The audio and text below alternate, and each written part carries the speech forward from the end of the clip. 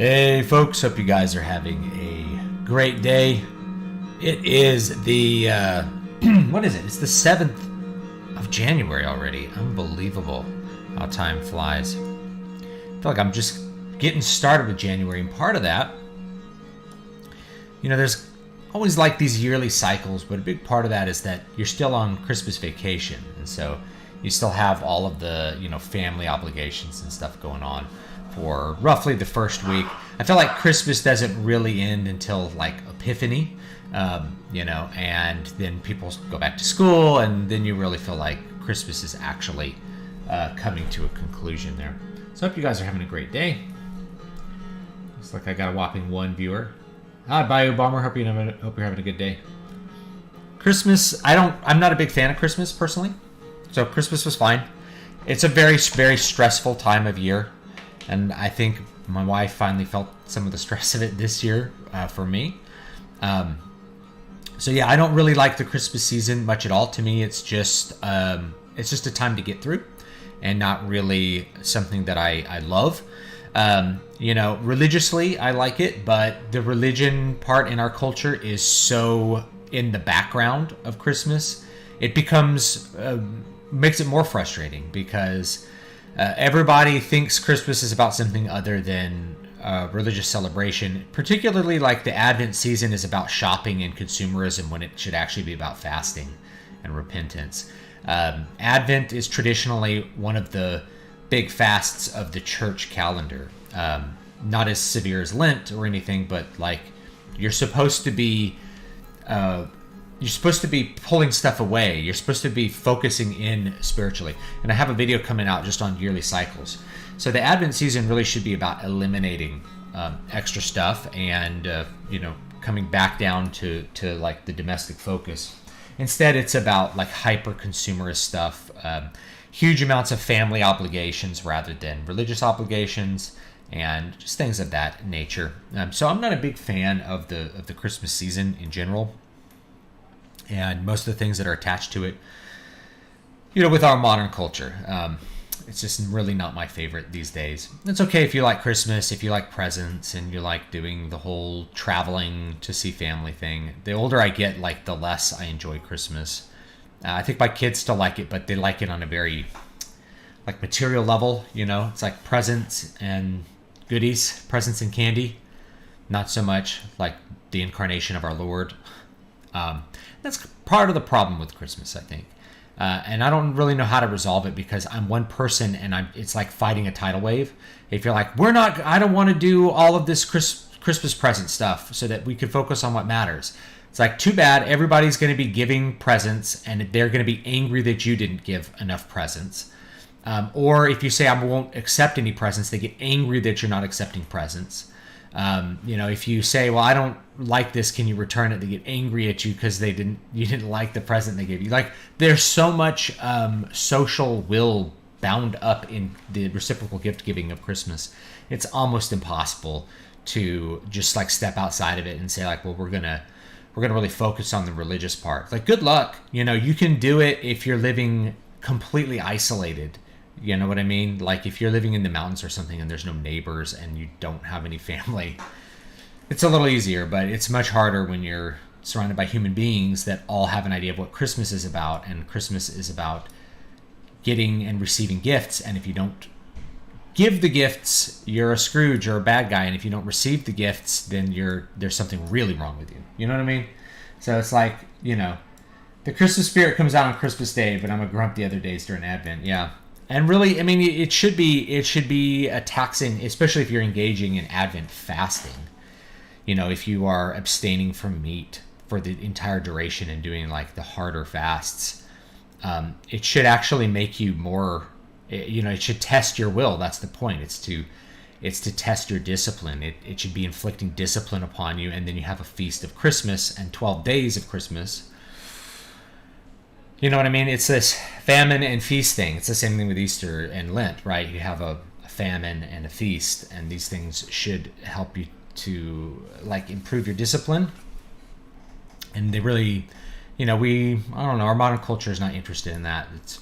any break from hedonism is viewed as like a bad thing, or you only do it because it's necessary. Oh, I have to go on a diet because I've gotten fat, or I have to go on a diet because I had a heart attack. That's how it ends up. Like these celebrity weight loss stories are because they were fat and then some kind of health crisis emerged and they had to go on a diet. So they're only imposing any kind of dietary discipline when like their life is in danger. Otherwise, they would never stop engaging in their hedonistic activities. There's no material reason to abstain from hedonism other than because your material body starts to suffer from hedonism. So that's a weird thing in our culture when you think about it, right? Like everybody has a weight loss story. Like at one point I was like really overweight, and I just decided to lose weight because I didn't like the way I looked. That's really what it came down to. Is that I was like, I don't like the way I look. And now I really do it because I want to live a long life more than anything else, right? You diet and exercise. But maintaining a diet, dieting for 2 years to lose 50 or 100 pounds, you're probably going to have to diet for 2 years to lose 100 pounds. That's basically a 2-year fast. You're fasting from the things which gave you pleasure for an extended period of time. That's why it's so hard to lose weight, is that it's a dietary discipline when you haven't spent any of your life engaging in discipline activities. So it's very hard to lose weight because everything's material. It's about the hedonistic pleasure seeking. So if your entire life is arranged around seeking pleasure and then you're going to make a decision to not seek pleasure in some area of your life, you're not going to eat tasty food for 2 years, wow, that's a long time to go without things that taste good. That's why a lot of diets include breaks from the fast. Like you have a cheat day or a cheat meal. It's like, go out and eat McDonald's once a week because you're going to break down and have to eat it. This is kind of part of our human nature. It's really hard to impose like long periods of dietary discipline. Very difficult, especially in our pleasure-seeking society. And if you're able to do it consistently, then you usually have to have something else going on, or you have to have like a really strong discipline that you've developed. So part of that is like developing it over time. Like I'm going to go to the gym 7 days a week. Why don't you start with like doing, going to the gym for 20 minutes a day or something, right? Like start with something small that the discipline is easy to achieve and then build on that. And I say this also for like creative discipline. And your creative process, right? Start with something that's achievable and then build on it. Because if you're like, man, I'm going to write 5,000 words a day, it's like, how many words a day do you write now? And if the answer is 0, it's like, you're not going to write 5,000 words. You're going to get to 200 and then feel completely burned out. But that's okay. Do the 200 and then the next day do 200 and then work up to 500 and then work up to 1,000. Then eventually you'll get to like the Stephen King 2,500 words a day. And then if you're really good and you have a lot of extra time, you'll get to the, Lester Dent 5,000 words a day pulp speed writing, if that's what you really want to do. But it's always a mistake to think you're just going to jump onto a horse and ride it like an expert. The horse is going to throw you off, and that's okay. It's the same thing with like diets. You're always going to backslide. And I've been doing this for a long time. There's always periods where like I gain more weight and then, you have to diet a little harder to get rid of it. I gained some weight when we were moving, mostly because like there's no gym near me. I'm not, so like having access to the way that I'm used to exercising, I have to find new ways to exercise. It's really hot outside, so I can't just go run for 6 miles at a time during summer because it's like not safe. And then, you fall into lazy habits where you're eating out a lot. That's really where it's like, how did I gain weight while moving and doing all this physical labor? And the answer was I was eating out constantly. I drove back and forth across the country like 6 times. Let me think. If you're counting each one, like 1, 2, like 3, 4, 5, 6. I think I drove back and forth 5 times because I flew back and drove a car here. So I drove back and forth like 5 times. Every single day, what am I eating 3 times a day? I'm eating gas station food or fast food.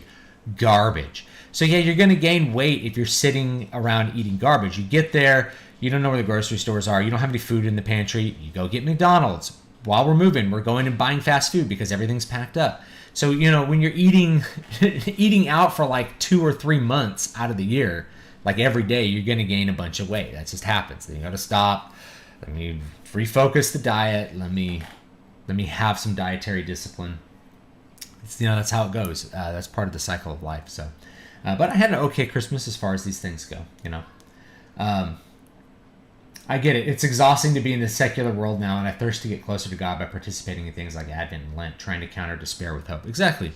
And that's what the church is there for. Like if you look at a lot of the design of medieval churches, Gothic churches from the Middle Ages, really from anywhere, whether east or west, you'll find some interesting things. And one of the things you'll find, particularly in the West, though, is you'll find doors where the outside of the door is painted or carved with like demons.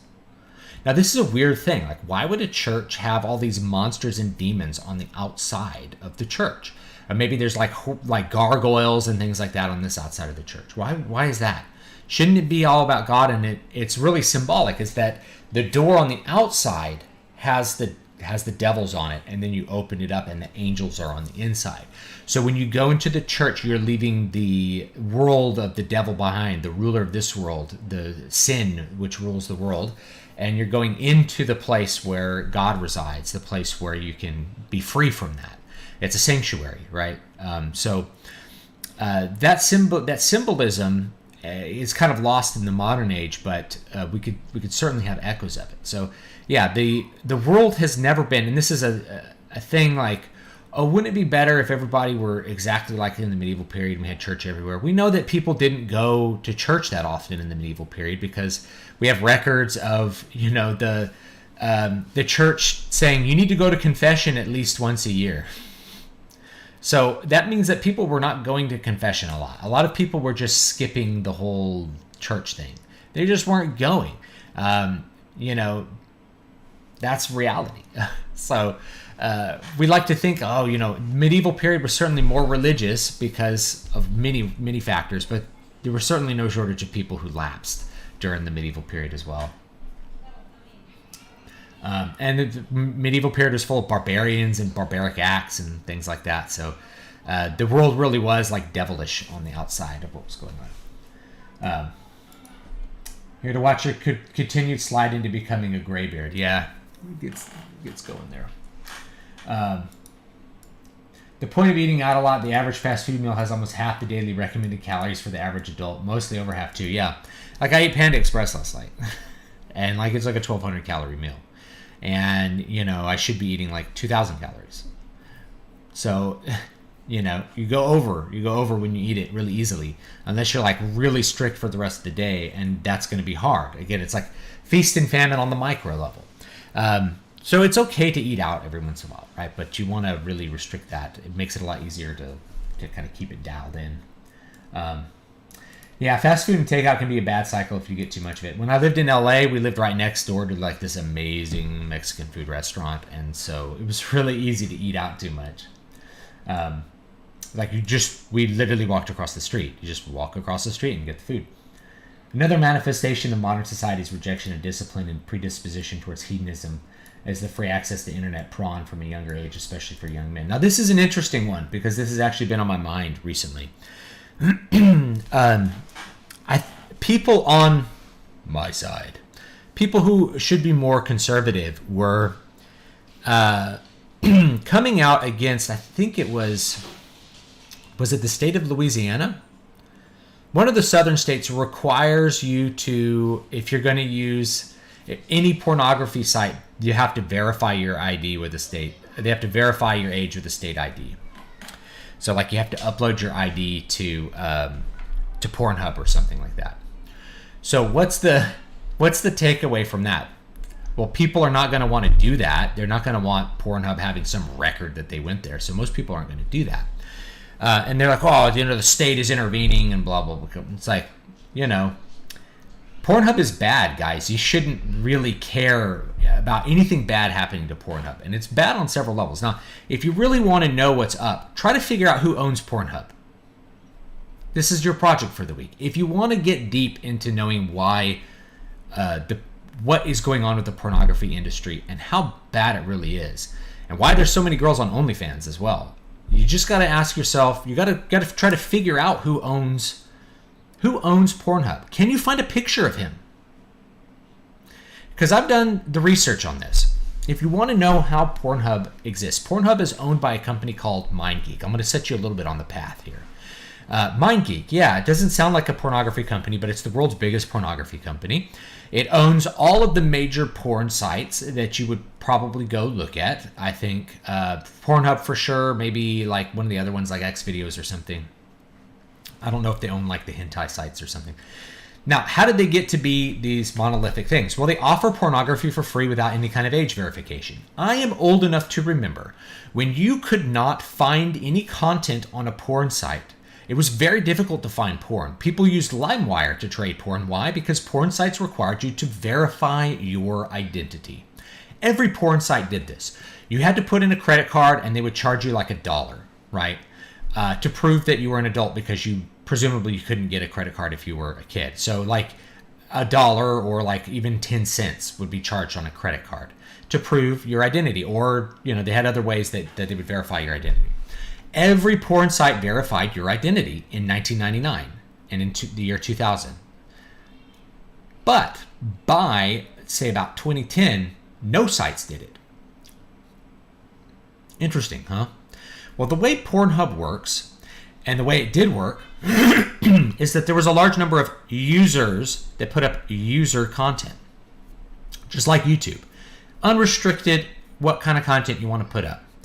So what Pornhub ended up doing de facto, whether they did this through their own action or they set up their site so that this would happen naturally, all of the content from all of the smaller sites got ripped and put onto Pornhub for free. So the reason the content on Pornhub is free is because it's been stolen from other sites, right? It's been taken from them. It's been ripped off. They were offering it for money and then put on this site for free. So everything that was offered for money got ripped off from the internet and put on Pornhub for free. And so all the little sites died off, and you had to basically utilize Pornhub's monetization thing to try to advertise your premium content or something like that. There was no way to have like an independent pornography site. Now, I'm not saying that you should have that, but this is the way Pornhub operated. Now, eventually it got to be a thing where like they were worried about child pornography or something, so they instituted like a verification setup. They didn't really need all of their users, real or fake, to continue grifting stuff off the internet and putting it on Pornhub, aggregating it. They didn't really need that anymore because they already had all the content and they already had all the viewers. So no reason to go that extra mile. Plus they have other sites where they don't do that, so they own all the other sites as well. And it's all owned by one guy. I can't remember his name. I wrote it down at some point, but you can try to find it out. Just see if you won't find much record of it on the internet at all. This guy does not exist on the internet. How does he not exist on the internet? How does a person who owns the most pornography in the world not exist on the internet? It's because he has the ability to hide on the internet. He has the ability to remove things about himself from the internet. You're going to have to go into archives and all kinds of other things to figure out who he is, maybe where he is. One person who works for MindGeek had their house burned down in Canada, but that's not the person who owns it. The person who owns it is a very stealthy and shadowy figure, so good luck finding that out. We have free porn not because... And so you have to ask yourself a question like, why is porn free? How does anyone make money doing it? It's not really about making money doing it. It's about getting you addicted to a product, and then they can sell you a premium service, right? So they're not selling the porn directly. They make you an addict for, like, let's say, I don't know what to call it, novel content, novel acts, and then you're going to pay more for like a live one-on-one cam girl kind of thing. That's the way that the industry ended up adapting and working over the long term, because you can no longer make money just making pornographic videos as a one-off thing. That becomes an advertisement for like your solo show or like your cam girl site or something like that. It's a really, really dastardly and kind of disgusting business that's developed. Porn is one of those things that, like, I can't see it being good for anyone other than the person who is collecting the money in any kind of sense, right? It's bad for the people watching it. It's bad for the people who make it, who can destroy their lives long term by engaging in pornographic content creation. It degrades you if you are making those videos as a woman, and as a man, you're degrading yourself in private, but it destroys your ability to have a relationship with women, destroys your ability to have normal, natural arousal. Pornography addiction will cause erectile dysfunction and all kinds of other things. Porn is a disease in our modern society. It's really bad, and it's arrived this way because of basically illegal activity by Pornhub and the people who own it. Whether that's they intended to do it or a bunch of users, anonymous users, whether they're real people or not, decided to pirate content and put it on Pornhub so that it destroyed any kind of cottage. There was a cottage industry for pornography in the early 2000s. As weird as that sounds. And that got destroyed intentionally, right? We want to aggregate everything so that we control all the money. Very dastardly kind of stuff. Very dastardly. So that any kind of, and you have something like OnlyFans, which has become the new cottage industry. It's like people want to be able to do these things without having to pay some anonymous shadowy person lots of money, but they're still doing it because they have to pay OnlyFans money for it too. I honestly think people are about as devout as they've always been. They've just been forced to go less to have community. I don't really disagree with that. I think people probably were more devout in the past, but there's different levels of being devout. Like there's people lived the life, but they maybe didn't know theologically as much as we do now. It's kind of different. Who all was watching not liking this video? Like that smash button. Okay. Good Mexican takeout is my kryptonite. And luckily there's none of that here in Texas. Mexican food's awful here. I still haven't found good Mexican food. There's so many girls on OnlyFans because they see the biggest success stories from OnlyFans and they think they can get that. Thus get on, expecting a legion of simps to donate, and then it doesn't happen, right? They look at the 1% and they're like, I could do that. I'm as good looking as she is. Yeah, but luck has a lot to do with it. Sorry, guys. Same thing on YouTube. So they get on there, and then those pictures of your intimate private parts are on the internet basically forever for people who know how to look for them. Which means you're not going to be able to be a school teacher. You may lose a job in the future because someone finds your porn. Sorry. It's really not a good idea if you can avoid it. Who owns the prawns? Well, it ain't the Christians. Try to look it up. I have started my weight loss journey a few months ago and it's been hard. My diet was around 65 to 70% carbs, and reducing that has been the hardest thing, a proper diet change. Yeah, it's very difficult. So give yourself credit for doing what you can and know that it's a process. It's a refining process. You don't just jump on and have a perfect diet. You slowly improve your diet, little by little. You replace the things that are bad with things that are good. And then each time you hit a plateau, you need to do it harder. You need to diet harder than last time to get down. It's really tough, And it's okay if you have a rebound at some point because you know how to diet. You can just do it again. Yeah. So my diet's pretty simple. It's 40% carbs, maybe 50%. Seems like it's high, right? Well, maybe it is, but I don't have a lot of fat in my diet. It's 10, 20% fat. Fat will cut more calories generally than carbs. And the more protein you have, the more satisfied you'll feel after a meal, which means you'll feel like eating less in general. So that's a really good general strategy. Is replace the hamburger with a chicken breast, right? Replace the French fries with a baked potato. And then later cut the bun off your sandwich and just eat the chicken, and replace the potato with vegetables. That would be the final form is chicken and vegetables. That's you are trying to get shredded, but it's a process, right? If you just replace your hamburger with the chicken breast, you're going to cut 200 calories right there, and then you replace your French fries with the baked potato, you're going to cut 200 calories. You save 400 calories. 400 calories a day savings will add up to let me do the calculator. I have a calculator button on my keyboard now. This is great. So 400 times 365. Let's just pretend you're saving 400 calories a day. 146,000 calories. Divide that by roughly 3,300 to figure out how much weight you're going to lose. You'd lose 45 pounds a year cutting 400 calories from your diet.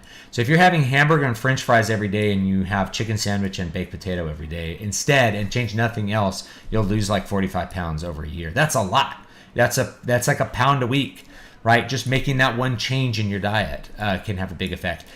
Same thing if you're drinking juice, like if you're drinking, let's say you're drinking orange juice every day, right? And it's 200 calories of orange juice. A little thing of orange juice is 200 calories. Orange juice is one of the sugariest things you can drink. It's really bad for you. And you're drinking that every day, because I know people that think orange juice is good. 73,000 calories divided by about 3,300, and you are going to lose over 20 pounds cutting the orange juice out of your diet. This goes down the line. If you're putting a bunch of sugar in your coffee and you just replace it with Splenda, no, it doesn't taste as good as real sugar. But you will like lose 10 pounds over the course of a year. And so all those little things add up. So if you're on like a weight loss goal and you're trying to lose a lot of weight, I know because I've done it. I've lost like 100 pounds or something in the past. It's a process. Like the first week, I didn't know what the hell I was doing. I just made an effort. And then eventually you learn more and more and more until you have a really like good diet. This last diet I went on that was really hard a couple of years ago, because the weight slowly crept back up. If you're gaining like 5 pounds a year times 8 years, you gain 40 pounds, right? 5 pounds a year gain is really not that much, but over time it adds up. So anyway, turning that around, you just make little adjustments again, and then you find, okay, this is really the easy way to control what I'm eating. You have to kind of know yourself too. Like some people, some people do good with like a low carb diet and other people don't. So if other people are like, hey, you got to cut all the carbs out of your diet, it's like, you don't necessarily have to. Like potatoes are carbs. If you're switching french fries for potatoes, you're actually cutting the fat, not the carbs. But you will lose weight because you're eating less calories overall. Calories in, calories out. I don't know anybody who's gotten shredded without counting calories. Sorry. What was wrong with Lex Friedman's reading list? Was it too elementary? Some of the academics on Twitter came across as just snobby. I'll tell you the problem is that the idea that you're going to read one of these classic books, fully digest it, and discuss it every single week is not truthful. It's a lie. Now, he said later on, I've already read these. So he's basically lying. He's lying saying that he's going to read one of these books every single week. He's not. If you're going to read Brothers Karamazov in a week, that's a very thick book, first of all, to read, like reading Atlas Shrugged in a week. You can do it. It'll take you'll be reading for hours a day to get through that entire book in a week, which you can do. But what else would you be doing with that time, right? So, if I'm reading a book that intensely, I tend to not do other things, like play games or watch TV at all. I'm just reading the book. And I do that. I go through different phases where I'm like, just reading books, or I'm just reading lightly. So everybody missed this point. You're not going to be reading an important book and digesting it and understanding it and being able to talk about it one per week. It's just not realistic for most people. Now, if you were reading, if you made a reading list that was like Twilight and 50 Shades of Grey and like The Hunger Games and a bunch of easy to understand crap, yeah, you could do a book a week. I do that easy. I probably read a book a week of like whatever kind of stuff. Although I don't always like talk about it on the channel, I usually will make some kind of content about it. Right? I read a short story every night. Like this is easy to do. But reading something like Crime and Punishment and then being like, well, now I'm going to make content on it. It's like you're going to take a little bit longer than a week to actually dig out the meaning behind that book. So that's the real problem with the list. The problem with the list was not that it was like basic college reading level stuff. The basic college reading level stuff exists because it actually takes a lot to analyze and understand what the hell's going on in that literature. So I think the initial tweet comes off as dishonest that you're going to read one of those books a week and be able to fully understand it like you're some kind of literary genius.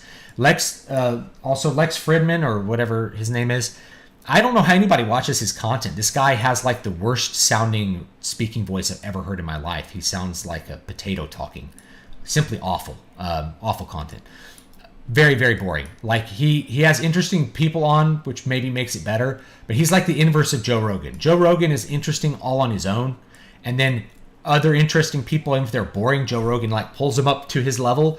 This is like the opposite. You put an interesting person with Lex, and he like drags them down into like the boring muck of like unwatchable, boring podcasts. I don't understand how he's popular at all, but that's what's not truthful, is the idea that you're going to be reading one of these classic books every week and totally understand it. And later on, like days later, he added onto the tweet like, "Oh, I've already read all these." Okay, then what the hell's the point of this list? You're just lying now.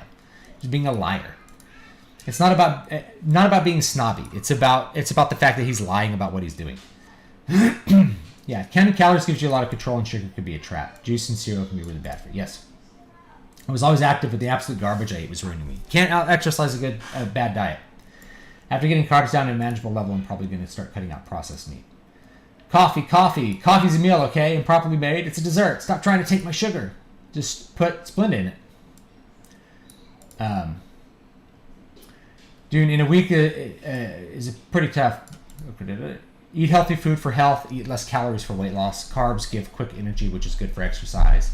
Like squash or stone sweet potatoes. You just have to remember they're high in calories. Or just bread. I make my own bread now, and it's way better than store-bought bread. It's so good you just want to eat it. But it's got a way lower like carb profile than the processed bread. It's like less sugary.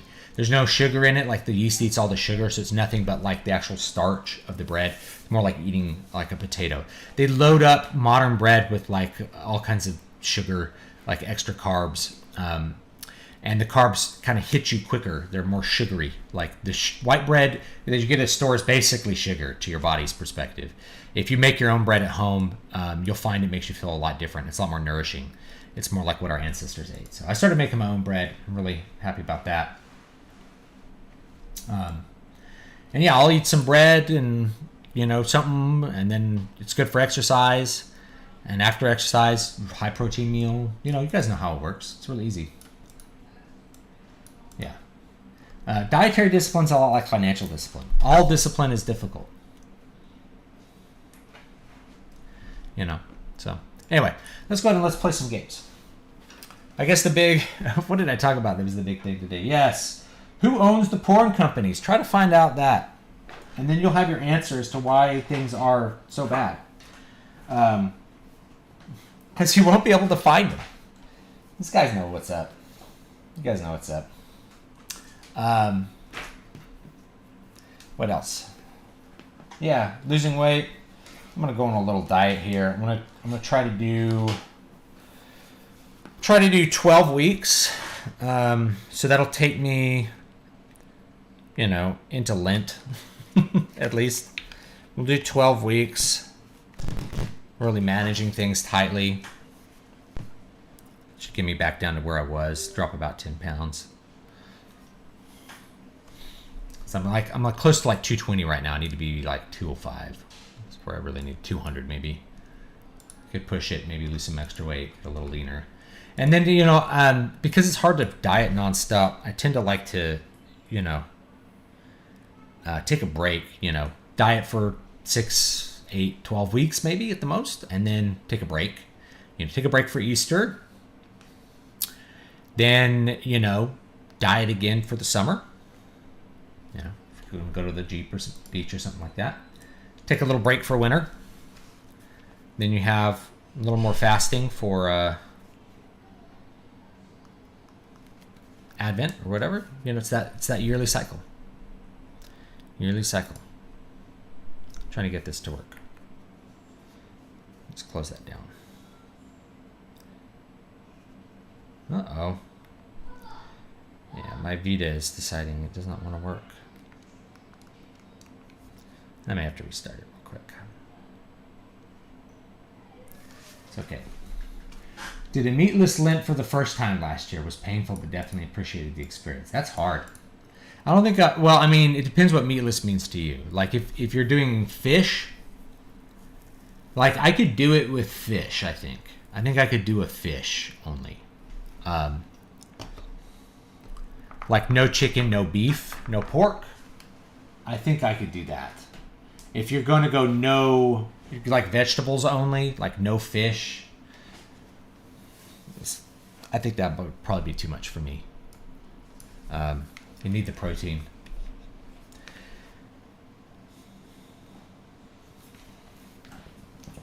All right, my Vita's not behaving, so we'll talk a little bit more about that, right? Now, this is actually something that Paul talks about in Romans, is not judging people based on what dietary discipline they are doing or not doing. If they eat and they're giving thanks to God, it's good. They're eating, they're participating in God by eating because they're thanking God for their food. If they're not eating, then they're thanking God for the food that they're not eating and the food that they will eat. And,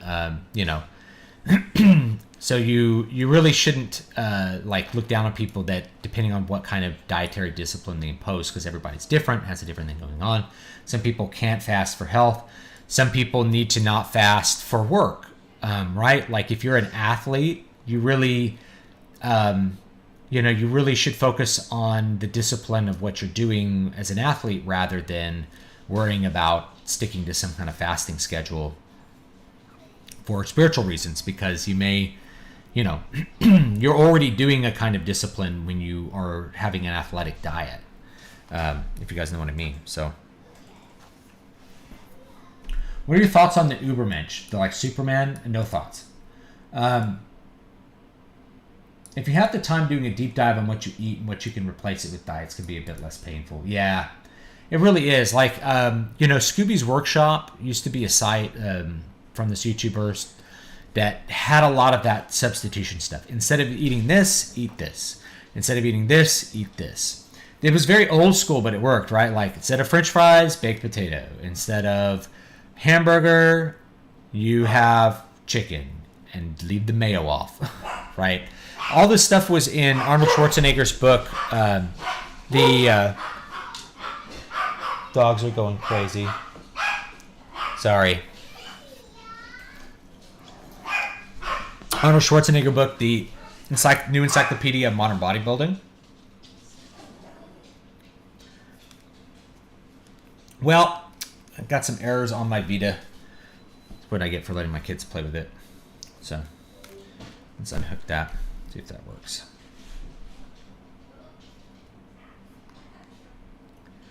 Well, we may not be playing any games today, or we may play something different. Maybe we'll play some World of Warcraft. Maybe we'll play some Jedi Fallen Order. If you haven't played Jedi Fallen Order, it's actually one of my favorite games of 2022. Even though it came out in 2021, I think. It's a really fun game. They keep selling it for super cheap. I don't know why. But it's a really fun game. It's like Dark Souls, but with lightsabers and stuff. It's quite a bit of fun. I was really surprised how fun the game was. Another one was that I enjoyed from 2022 was Stranger Paradise. Again, same kind of idea, like a more action game. Good stuff.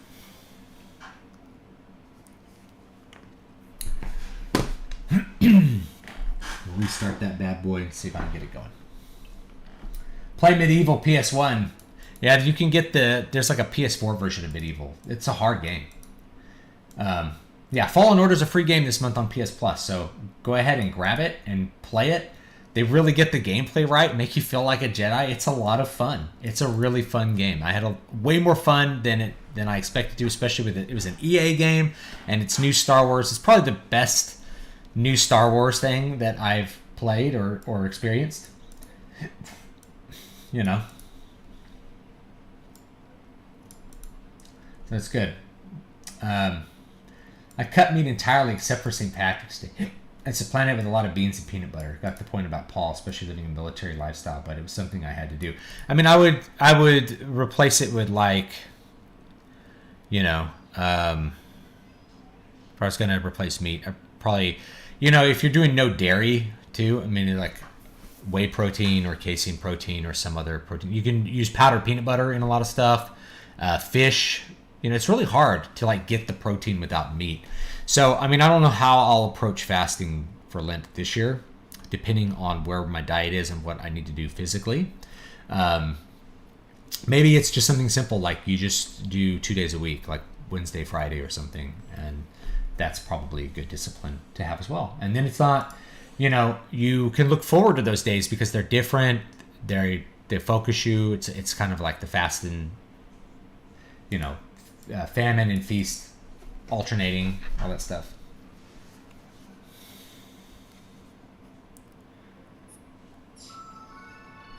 All right, let's see if this will work this time. Are you going to get the sequel? Probably. I heard they were making KOTOR, which is really disappointing. I don't want to play an action KOTOR. I really don't. I think a lot of the fun of KOTOR was the gameplay and like the dark side, light side stuff. And I just basically the people that were the writers that were supposedly working on it, I have no respect for, and I expect them to make it terrible, like make it a feminist thing. Someone said on Twitter, it's like the entire industry is now girls doing tea parties with their brothers' GI Joes just to make them mad, or something like that. It's really sad how bad it is. I went and saw Puss in Boots this week, and Puss in Boots is not a bad movie. The Last Wish. It has a lot of classic story writing approaches that are used in it, and it does them pretty well. But what I realized is that people really like this movie, even though it's not that good, because they're not used to good movies at this point. Like, people are so used to bad movies that things that are just barely competent are going to come off as like the best thing ever. They're like, I am so excited about this.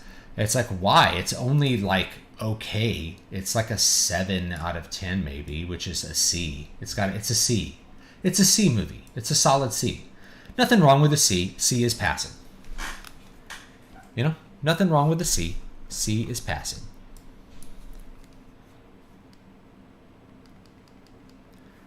We have our desktop audio.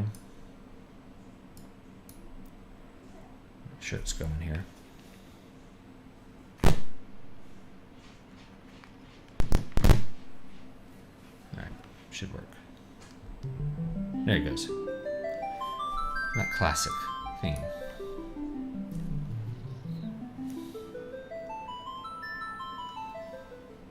And that's basically what it is. It's like, take this thing and make it like another feminist doodad. Another feminist story. So when you have Puss in Boots: The Last Wish and it's not that, people are just like gobbling it up. It's a competent movie.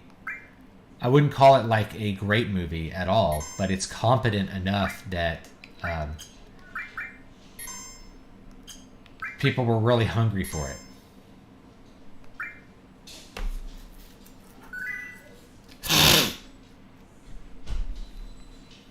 I think where are we going now? We're going to the... Did we get the... I think we got the item. Right? Yeah, we did. I wonder if...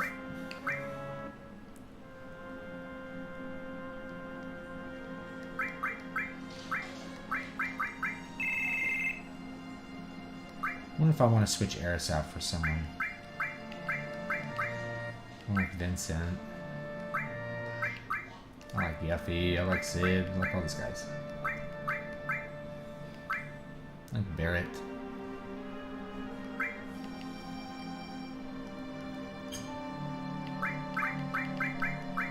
I'm gonna switch her out. Oh, she doesn't have any materia anyway.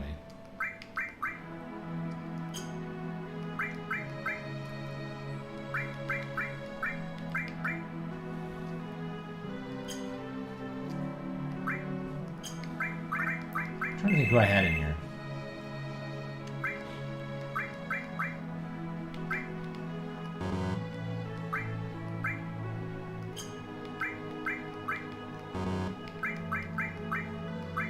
Oh, I have to have Eris in the party. You have to have Aerith. Alright, well, we'll give her some materia.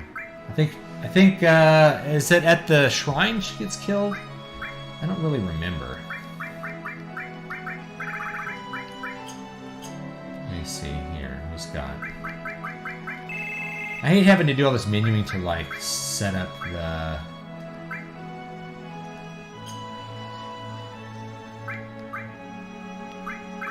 Like, pull all the material. There's got to be, like, a bulk, like, remove materia.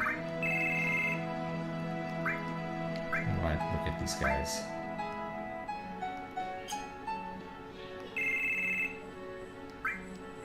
Can we double click? Alright, there we go. Alright, let's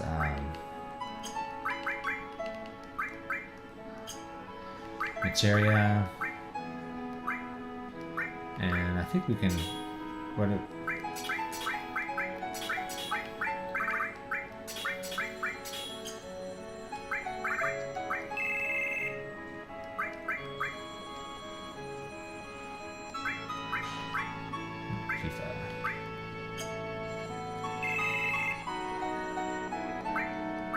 somebody's phone's ringing. Actually, yeah, let's put her in.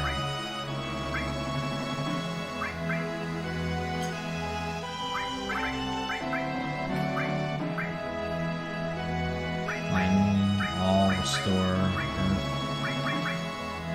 Alright. We'll just use her. Alright. Now I'm trying to remember where the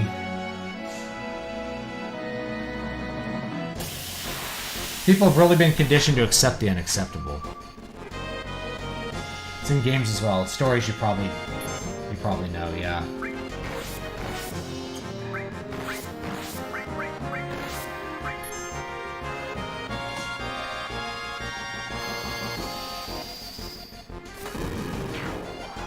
There we go.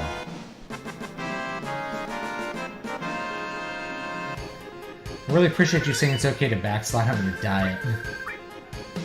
It's all about getting back to it. Like it's a journey, right? It's a long journey, and like we have these yearly cycles, and we tend to beat ourselves up because we're not 100% productive. We're not 100% on point every single minute of the day, and that's just not realistic. You know, other things take priority. Other things distract us. It's going to happen. So accept it, and then when those moments happen, just like embrace that moment.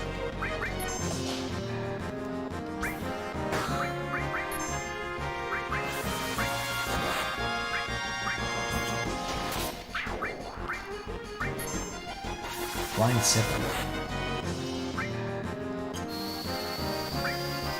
Oh, I think Eris doesn't have any materia.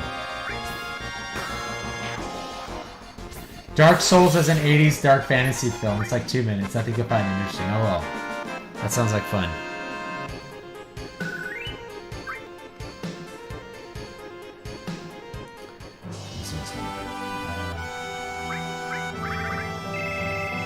Switch her out for Tifa. And then... who has all the material?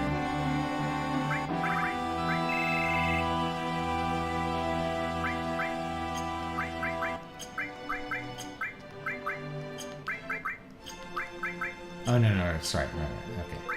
Let's give Eris some material here. Fairy tale.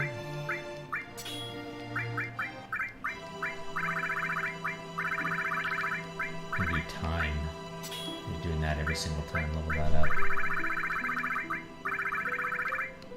Or ice. Actually.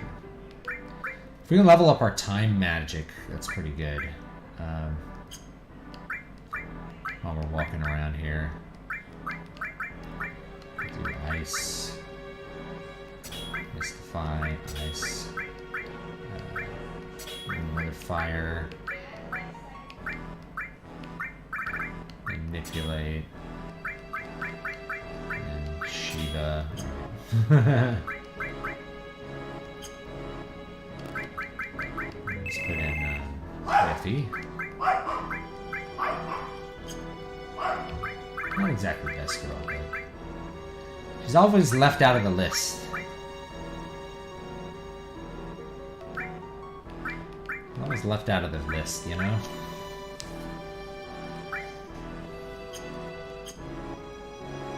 The game audio's on the loud side. Thank you. I'll turn it down a little bit. Turn it down a bit. Get in our plane, which doesn't fly. I'm trying to remember where the... I'm gonna actually look it up.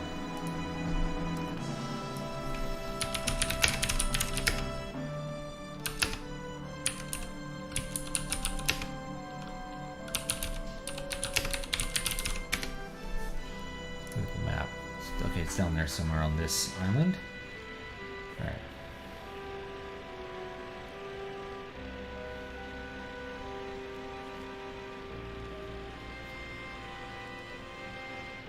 There we go.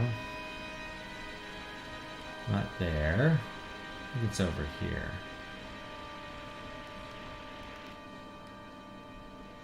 Is this it? Through the island full of... There it is.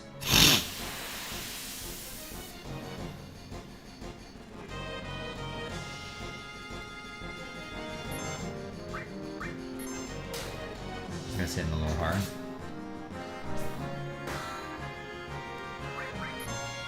Liquid poison, uh-oh.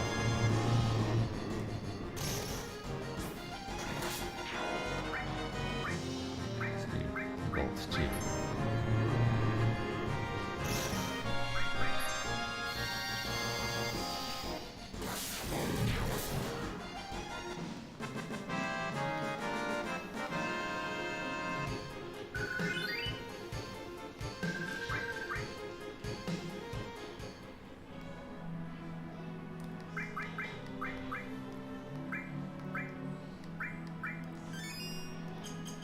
There we go. Into the temple. Oh, looks cool.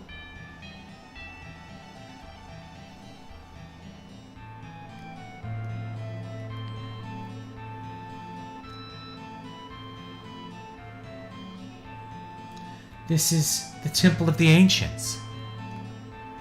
I know. I feel it. The knowledge of the Ancients floating.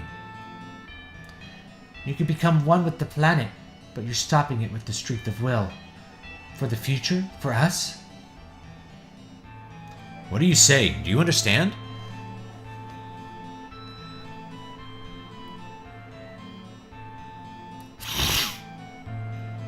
You're uneasy, but happy?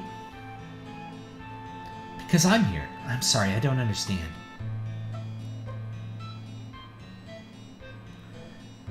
I want to go inside. Oh, there's something moving at the top.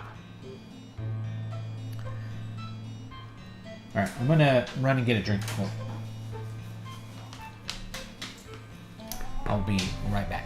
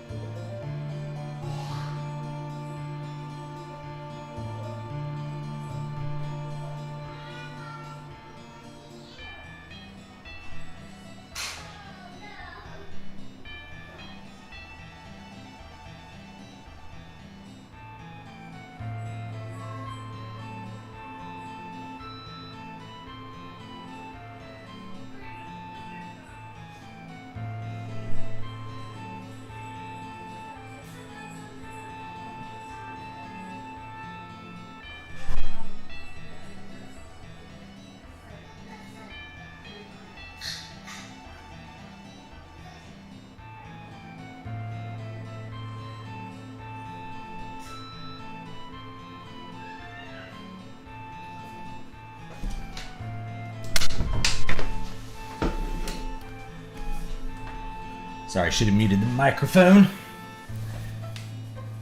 I got a PS5. The controller's pretty nice, but other than that, I'm not impressed compared to the PS4. Yeah, we've had less, step up in quality since the PS3. The PS3 was like this gigantic leap. PS4 was like a little step, and the PS5 is like another step. There's a bunch of stuff going on behind the scenes. Like, if you go back and compare PS5 graphics to PS3 graphics, you'll see there's a huge difference.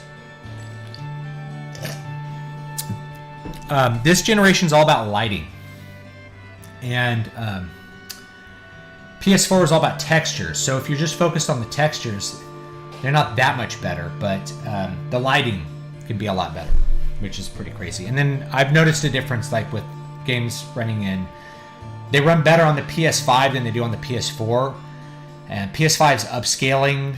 I don't know, it works really good. Hey, it's saying.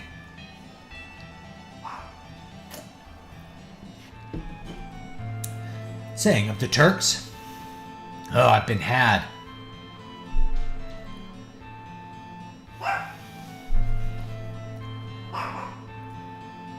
It's not the promised land Sephiroth's searching for. Sephiroth, he's inside? Look for yourself. Damn. Letting Ares go was the start of my bad luck. The president was wrong. You're wrong. The promised land isn't like what you imagined. And I'm not going to help. Either way, there was no way Shinra could have won. Pretty harsh. Sounds like something you'd say.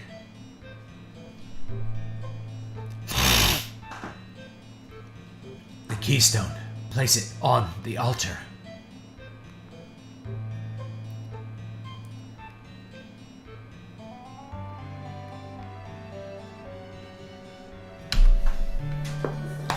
You crying? New gas off on this chair.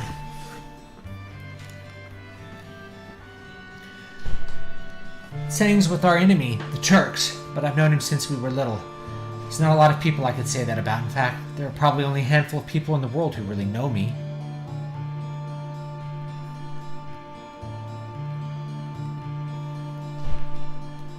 I am still alive. Let's put the keystone in.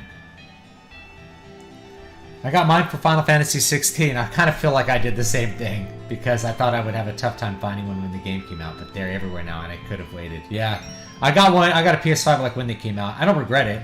It's been fun to play with it.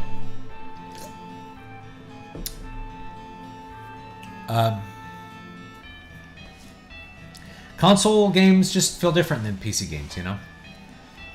Like if I were on a stricter budget, like I built a new gaming PC this year and it's really good.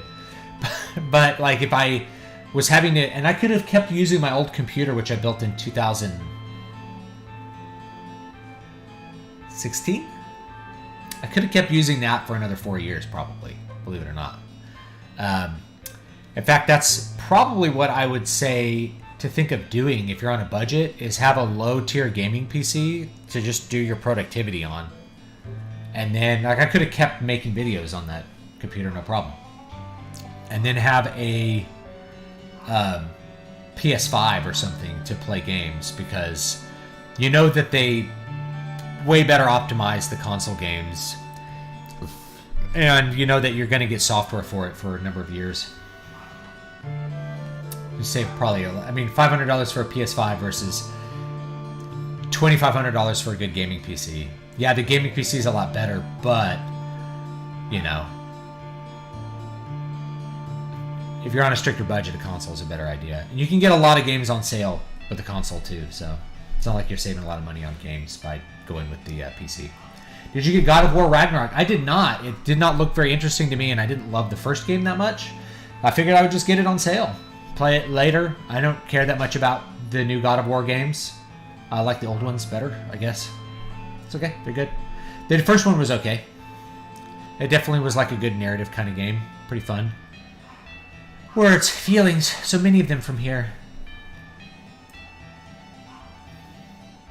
Jeez, got our work cut out for us. This is starting to get me really dizzy.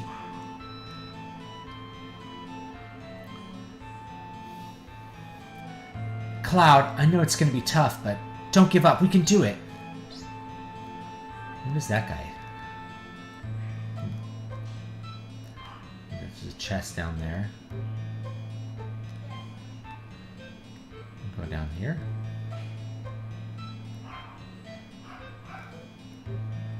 He's over there now. Oh, we can climb down this.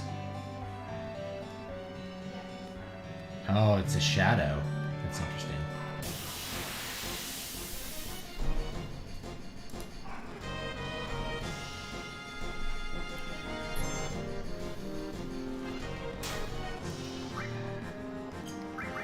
Let's try Bolt.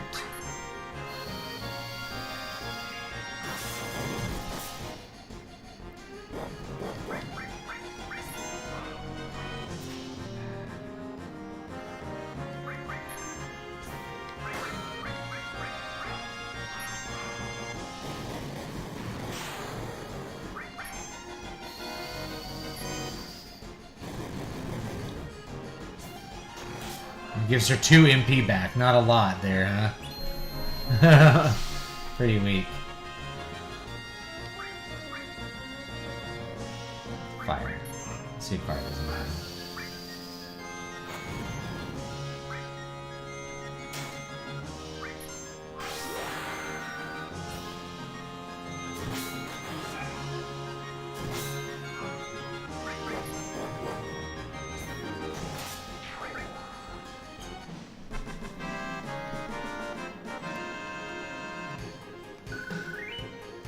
I had an okay Christmas. I talked about it at the beginning of the stream. I'm not a big fan of the Christmas season. I don't enjoy it.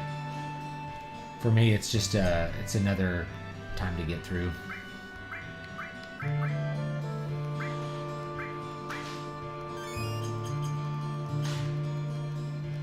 Not really something like that I love for its own sake, I guess. Let me see. Not sure where you go to get that item. Through there.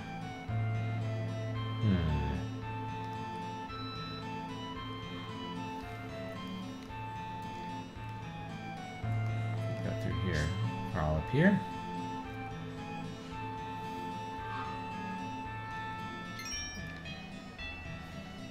Sealed? That sound brings back memories.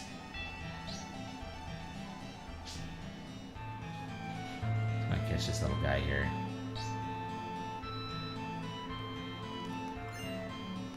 Mind source.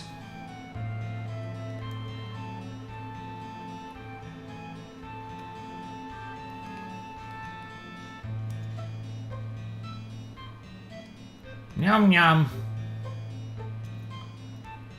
Oh, we finally caught up to you. I'm sorry you waited for me. Those are the spirit bodies of the ancients. They've been away from their planet for a long time to protect this temple.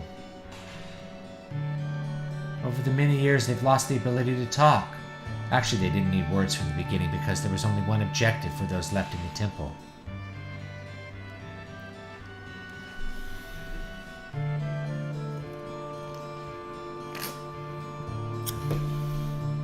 Please, talk to me. No good. I don't understand the rest. Are you afraid? Is it because Sephiroth is in the temple or something else?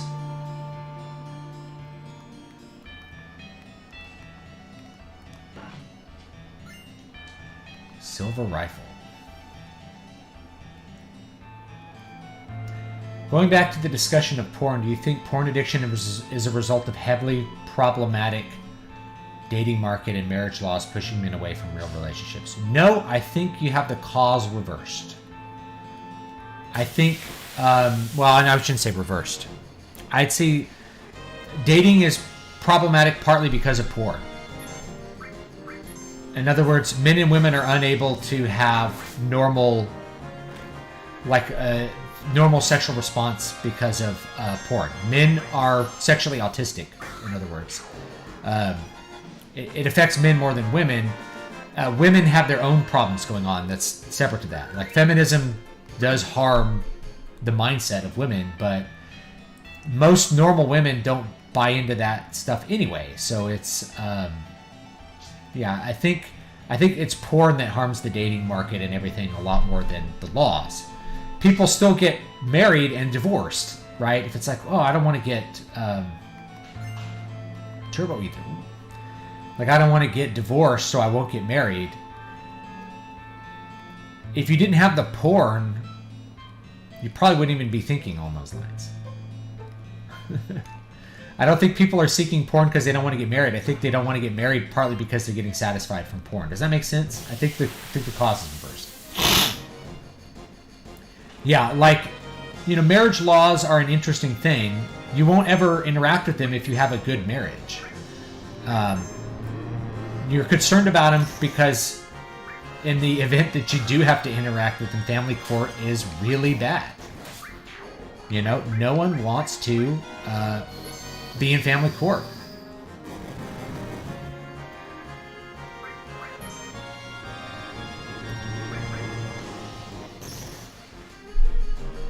Yeah, it's kind of a feedback loop, right? Like, all these things go together. Like, women's lib created the porn crisis to begin with. Right? Like, you told women that they should go out and give away free sex to men. And it created like a horrible society.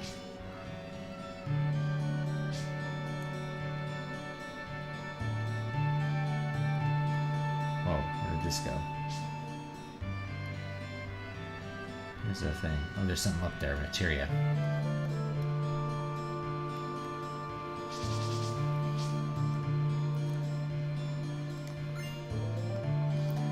Lucky Plus materia. Ooh, what's that? Luck Plus. Ah, plus 10% luck. Actually, I wonder if we can put it on. We have heal. Luck Plus. Let's give her restore. All right. The number of women on dating apps demanding their prospective partners have a big member is hilarious. Average size of the channel is 3.5 to 5 inches before you're ramming the cervix. Well, come on. So the dating apps are a symptom of it as well, right? Like, we shouldn't. We have dating apps because our social interactions have broken down. Like, we don't have functioning social groups anymore. Whoa! Let's see. Do they give you a clue as to where it is? There we go.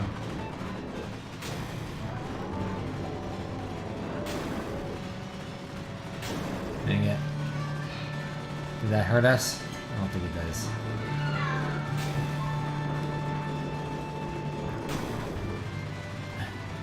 This part.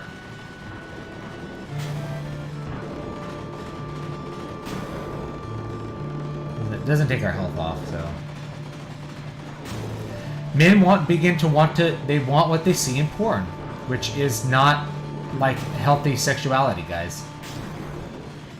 And there's a truth to that. Like, porn affects your mindset in really bad ways.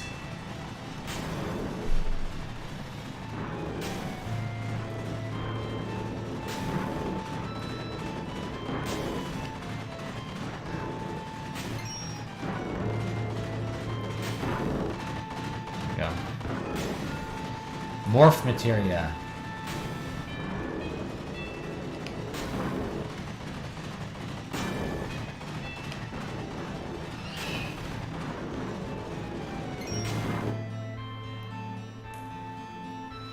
Phew, we did it. Everyone all right? That sure took a lot out of us.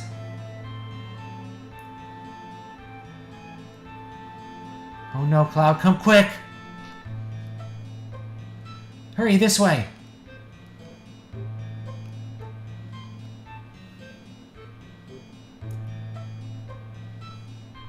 Did you hear about the father who changed his gender to female so he could win custody of his kids, and he won?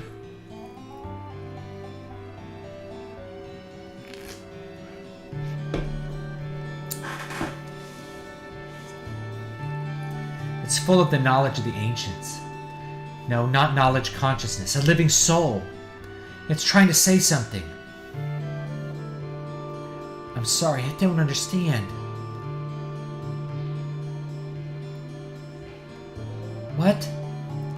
What is it? Danger? An evil consciousness? You're gonna show me?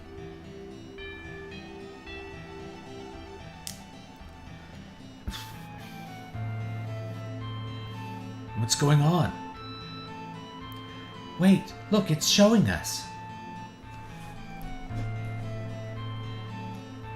Saying, what is this? Can we find the promised land with this? I wonder. Anyway, we have to report to the president. You like the Egyptian stuff in the background?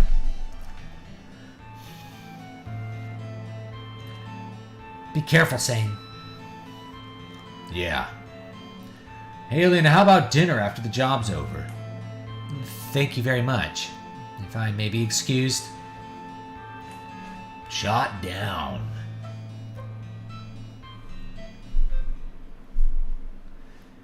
Is this the promised land? No, it can't be.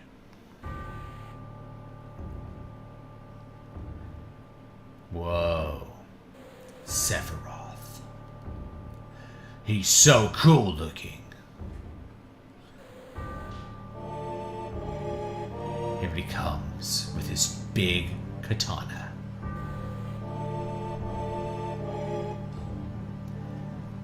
Sephiroth!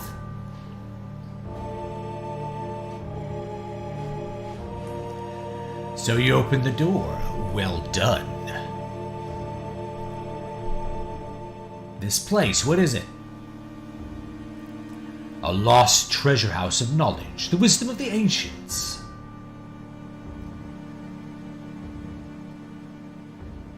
I am becoming one with the planet. One with the planet? You stupid fools, you never even thought about it. All the spirit energy of this planet, all its wisdom, knowledge, I will meld with it all. I will become one with it. It will become one with me. You can do that? The way lies here. Only death awaits you all, but do not fear. For it is through death that a new spirit energy is born. Soon you will live again as a part of me.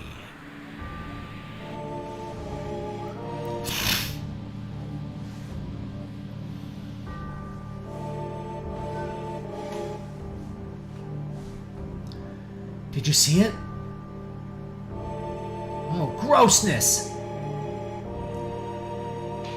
Where's the room with the pictures on the walls? Almost there. Sephiroth is here, right? No matter what he thinks, it's gonna end here. I'm taking him out. I have nothing to do with it, but I guess I'll lend a hand. Alright. Oh, whoa. There he is right there. He's stuck right there. Hi. Where'd he go? Okay. Alright, so yes. Relations with one's wife are truly the most mentally freeing that a male can have. I cannot stress enough that my wife is the only person to keep me sane. Male and female, he created them. Like, this is a basic. It's part of, like, basic Christian dogma. That's how you're meant to have companionship and desire for one another. Rest, save, forget it. Let's rest. Alright. Is that my mom's phone?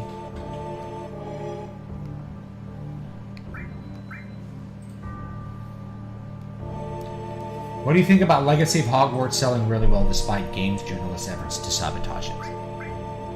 I think that's great.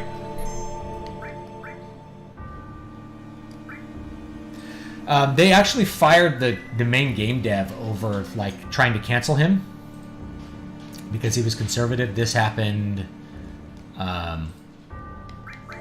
last year. So, I mean, the initial response was like, we should boycott the game because the company fired the main dev. But now they're trying to cancel it because J.K. Rowling is a non-person now. I am the Time Guardian. Ye who seek the knowledge of the ancients, control the time. Select your path. Move it myself. Spin. X button. Proceed now. Okay.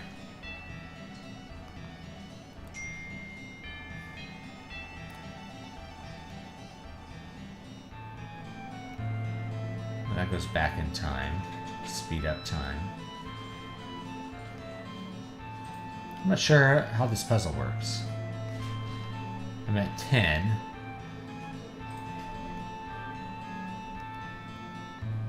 This time, you may proceed. What does this do? Oh, we gotta get across. Okay. What does this do? Let's do that again. See the black guardian or the white guardian?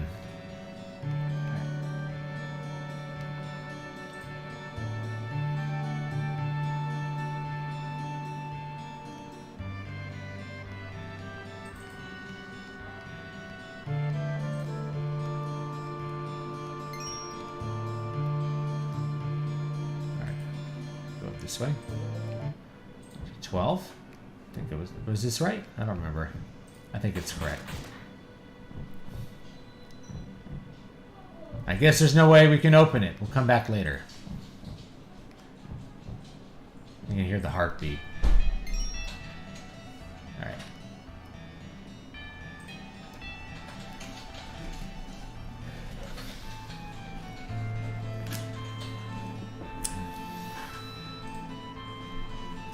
Probably need to go to 1, huh?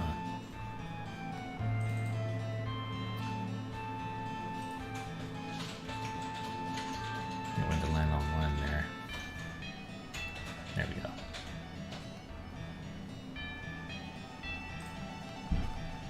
There we go. Oh, no. Oh! Alright, here we go.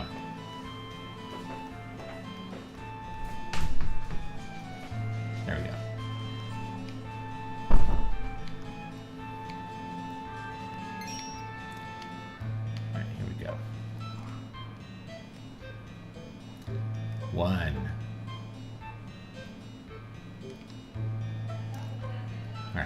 Treasure? A monster in a box!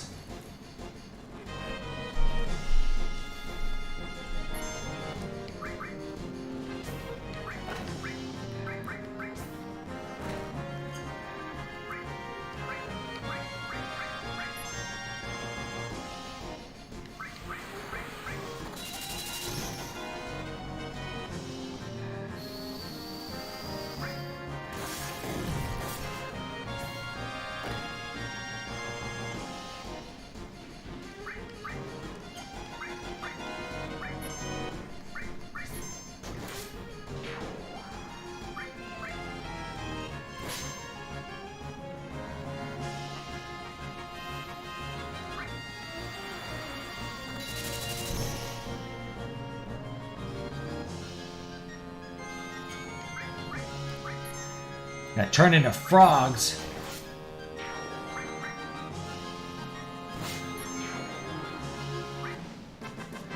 Oh great, Eris is a frog. Can I just kiss her and turn her back into normal?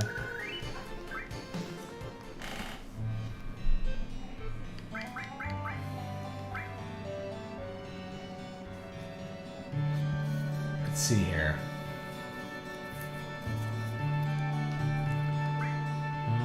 Nope, I guess the frog went away. Does it go away between battles?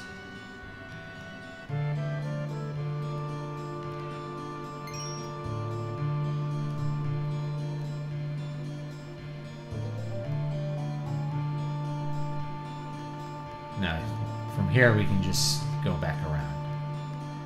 And then it should go to the next one. There we go. See now. Go to number 2 here.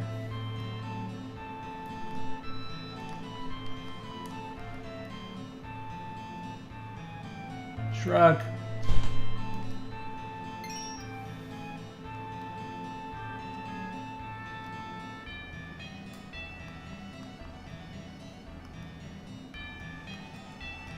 All right.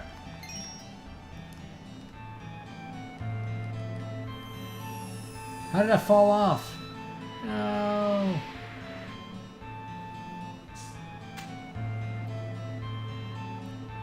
Dinosaurs. This atmosphere. Oh man, I should have stayed home. We got a boss fight? That'll be fun. Insects. Attack from both sides. Oh, they hit hard too.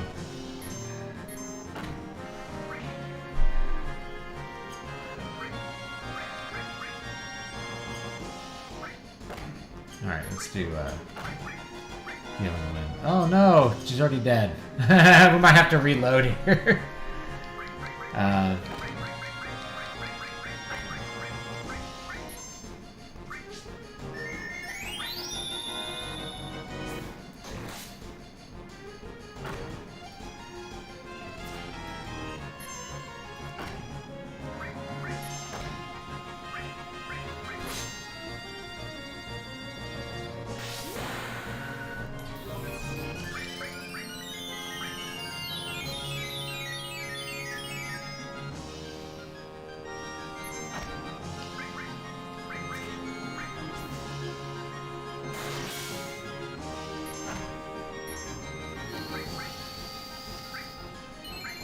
Fire 2, maybe. Confuse. Haste. There we go.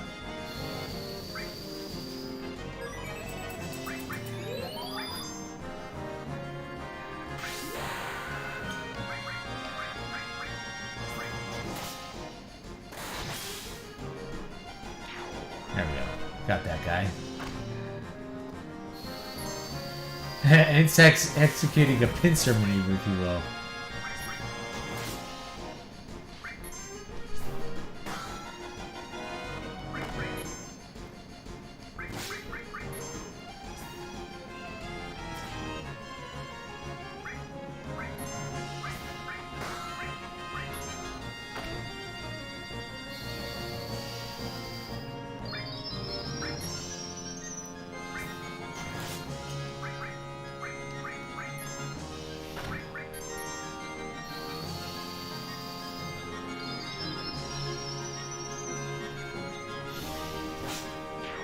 There we go.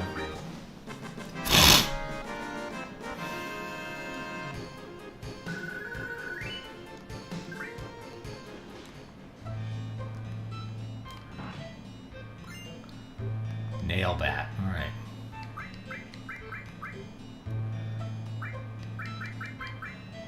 The nail bat is pretty good, apparently. But it has no materia slots at all. We'll do it. Fire, death blow, HP plus. Is there another one I want? Counterattack. And cover.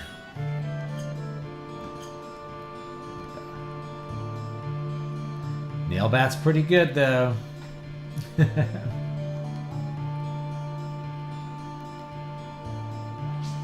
wait, how do I get back to where I was? Don't fall off the clock, gentlemen. I missed that chest. I don't know how to get that chest. Whatever. It's not that important. We're not even done with disc 1. How much would it take for you to do a live stream into VTuber model? I don't know. Because I just don't really think about that.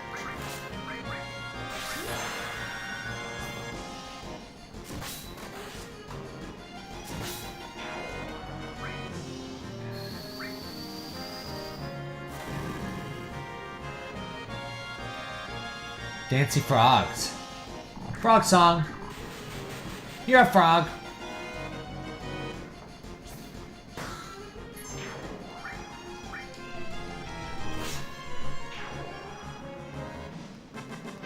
I'm a frog.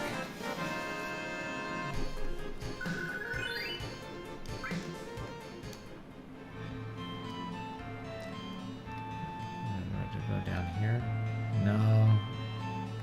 No, that's right. I gotta go up here and around.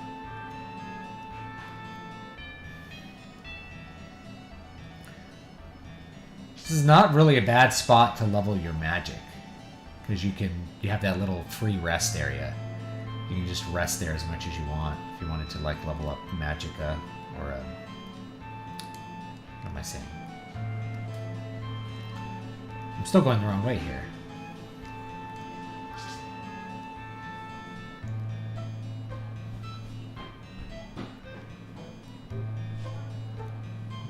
This way.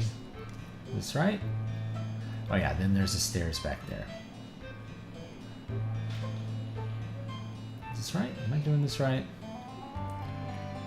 Well, I guess we'll find out then, won't we? Wait. Did these go anywhere?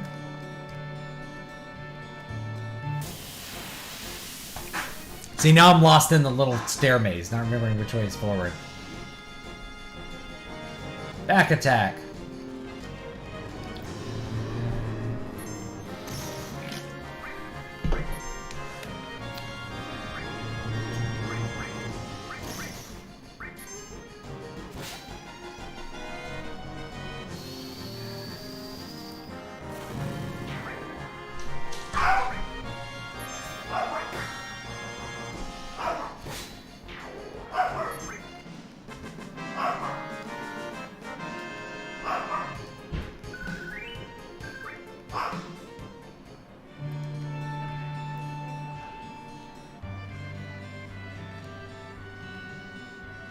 Yeah, I can't go up these stairs. So, what am I doing here? Ugh.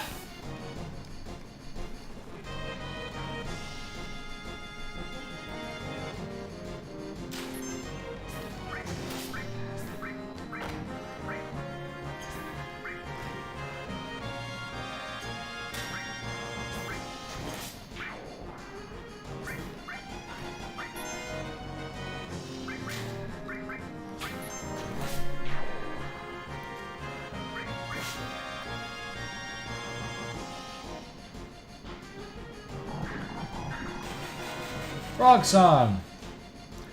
Greetings from frozen Canada. It's 80 today. It's 80 in Houston, friend. Hope you're having fun. I'm gonna might have to run the AC.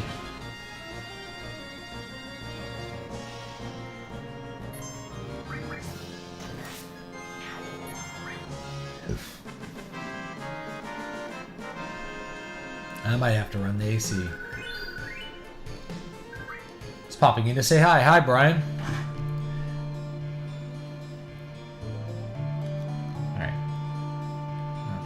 This way? Can I keep going this way? I don't even remember. Alright, so... Can I even keep going from where that is? Like, can I crawl down here? No. I'm totally lost. Anytime I want to get my bearings, I gotta fight a monster.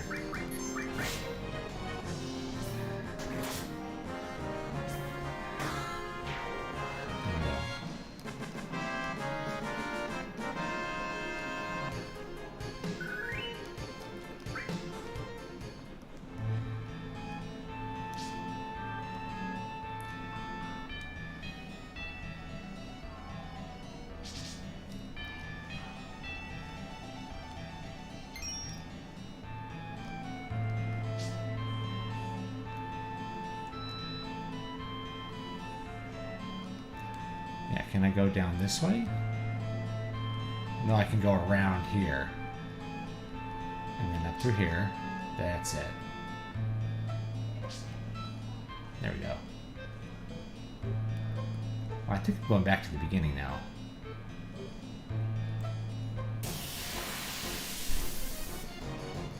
I don't know. I don't know where I'm going. Here's this cow. Weird. It's like a dude melded with a cat.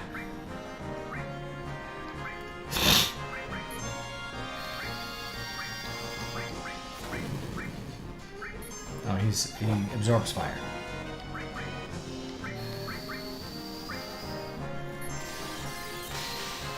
Hit him with some ice. An earthquake.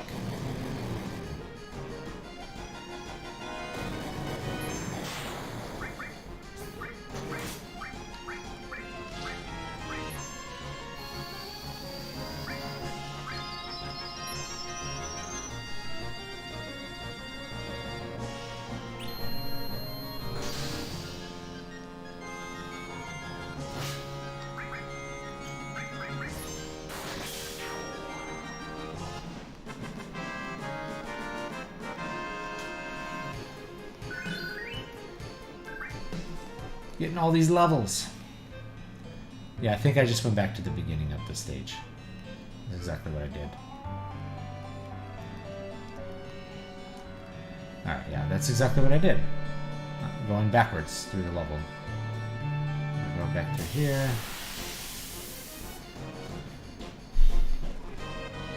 It's okay, we're getting levels. We're getting levels, so it's okay.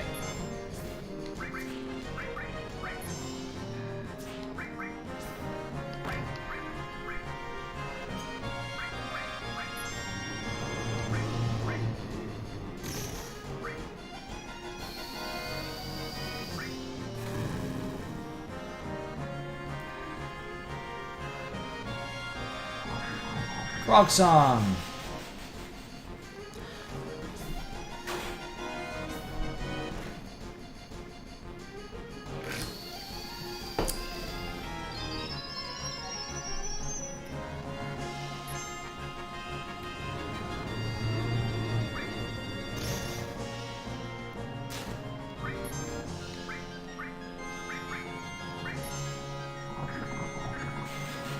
Oh no!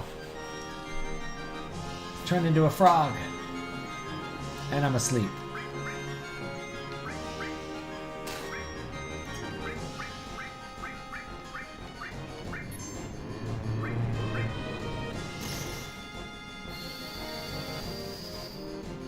The frog can't cast Fire Tube.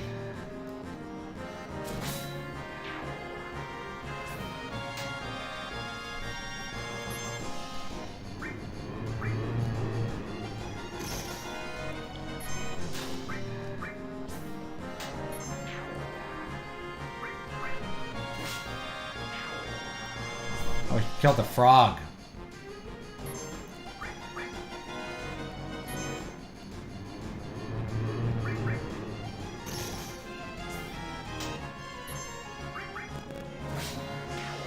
There we go.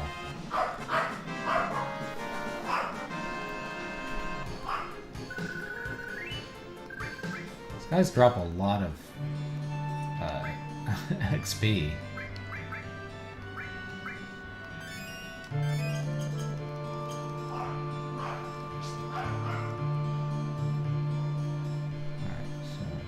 This way. Could we go up this way? Yeah, that's blocked. Wait, can I?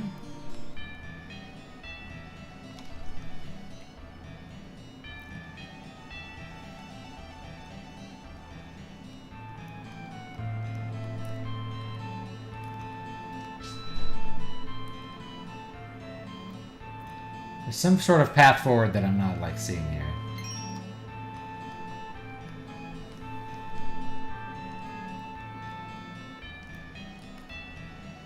Like I can go here. Oh, there it is. There was a door on that side.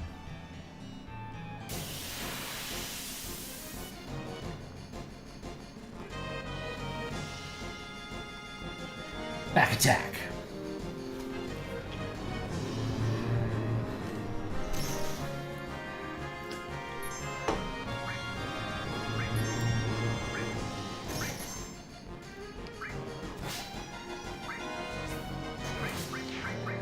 Two.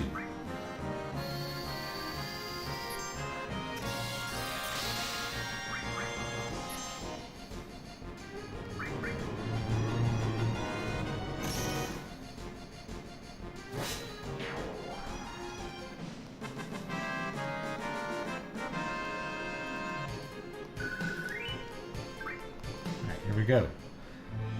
A lot of gil though.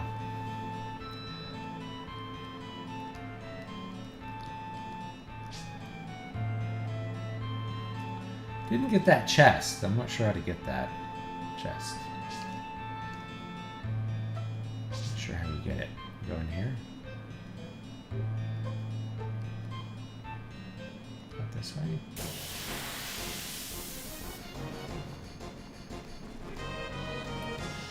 This guy again.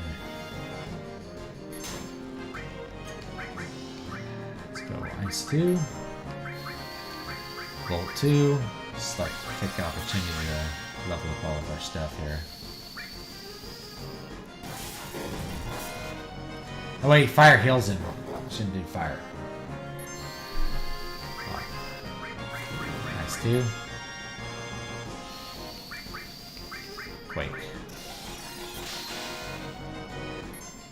And attack.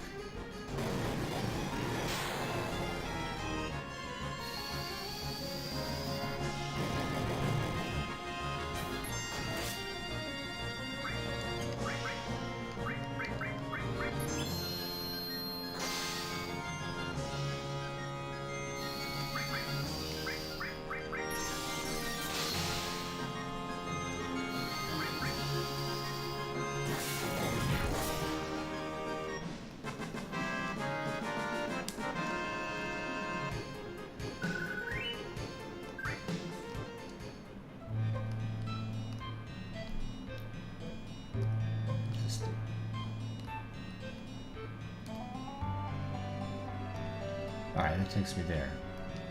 Where did the other path go?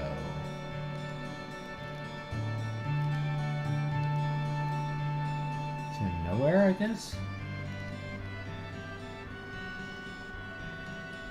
crawl up here. Oh no, yeah. There was a materia up there. I don't know how to get that one chest.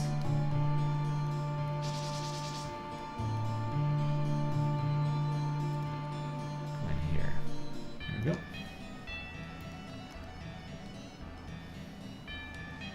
No more rolling rocks. Our safe guy's still here. Rest. Save.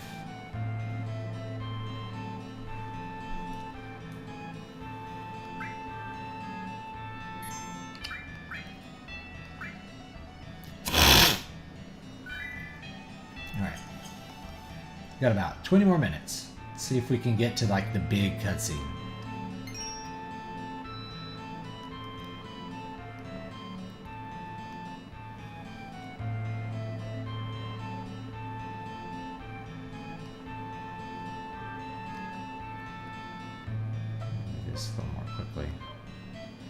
Trying to get to number 3, I think.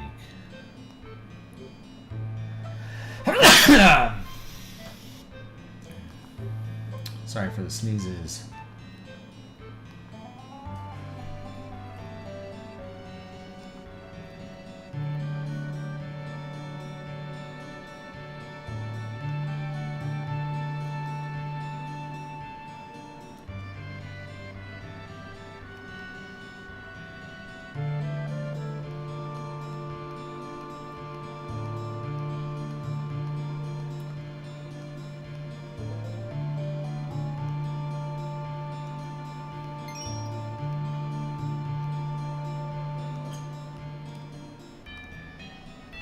Messed it up. Oh, maybe I spun it.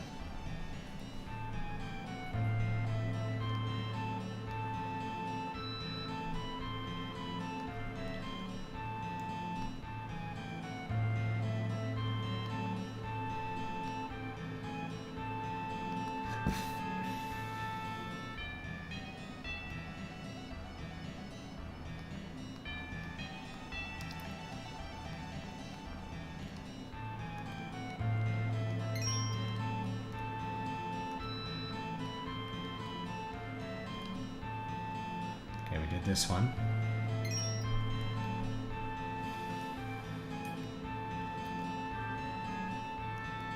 Nope. Pressing all the wrong buttons.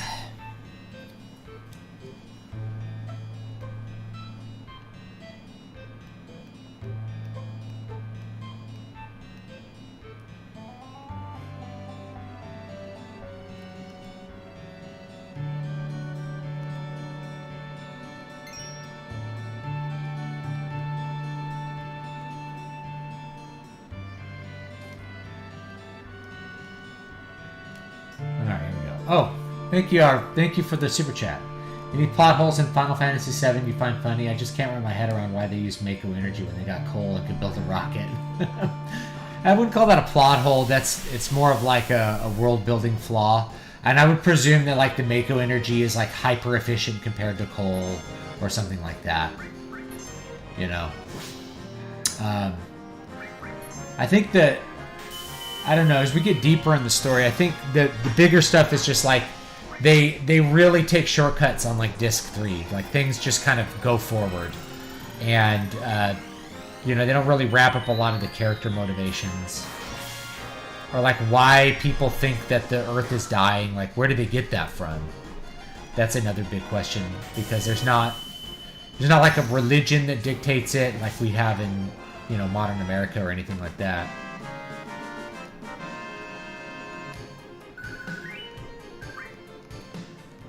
The main thing I think is that like there's just not enough cities, right? There's so few cities. It's like you have Midgar and then nothing else. It's like, why would you build a double-decker city in the middle of nowhere? Like that's just not the way cities develop at all. They go and they sprawl out. They only go up when there's not enough land. But if you're just in the middle of like an empty landmass, you're not going to build tall buildings. You're just not going to. Like that's just a thing you're not going to do. It's one of those funny things. Happy New Year. Here's to a great 2023. Thank you for the super chat. I hope you guys have a productive new year as well. Yeah, so for me it's more just like I don't really find the world particularly believable, not because of Mako energy, but because of the lack of industrialization at all. You know, like why would you have this giant hyper dystopian double-decker city when you have oodles of empty land sitting around to just build on? Yeah, you probably wouldn't. Princess Guard. Oh, you know what that is. All right.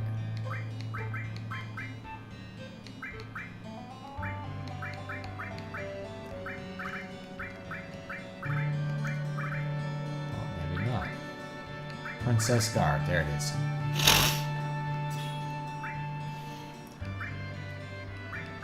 We have an all-time.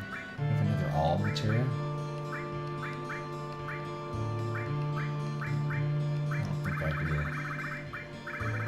Do fire and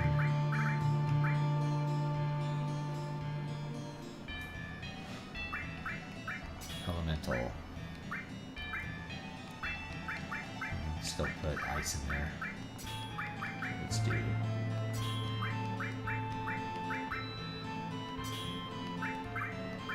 ice. Okay.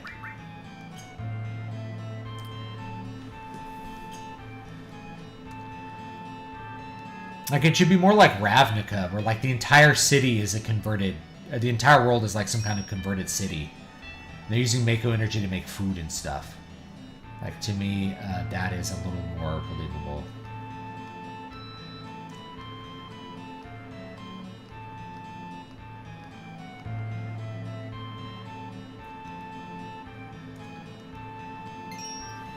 But yeah, it's not really a plot hole. Plot hole would be like, oh, they got here for no reason, or they forgot about, you know, they were able to do this without doing this other thing. You know, they know something that they wouldn't otherwise know. And there's little things like that, but I don't, you know, I don't think they're a big deal. Oh, there's the chest. Ribbon.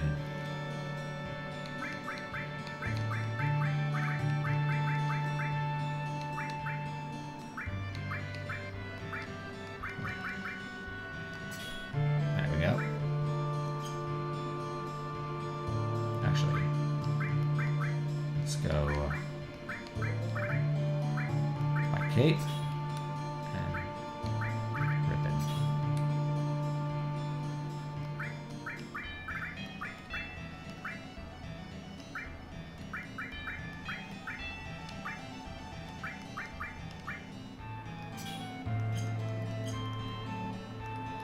Power wrist.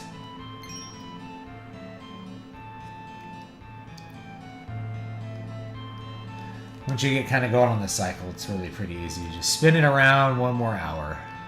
Go to every room. And then hope we don't get knocked down by the second hand. Let's wait for the second hand. Do not want to go through all that again.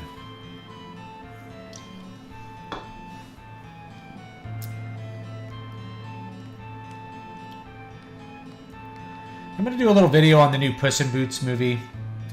I think people really like it because it was competent, and they're just not used to competent stories. It uses a lot of really classic storytelling techniques that have been tried and true in movies, including having a romance B-story that's built on a previously established relationship. They did that in, like, Raiders of the Lost Ark. And then they did a lot of really dumb things, too, like these weird frame rate drops. Hey, it's locked. No good. We have to catch it. You must be tired. Just hang in there. Someday we'll look back at these hard times and laugh. The guard that escaped with the key to the door moves on a set course. Memorize the doors he enters and exits to figure out the pattern and catch him at an exit. Oh yeah, you can jump down to the ramp below and to the left of the screen.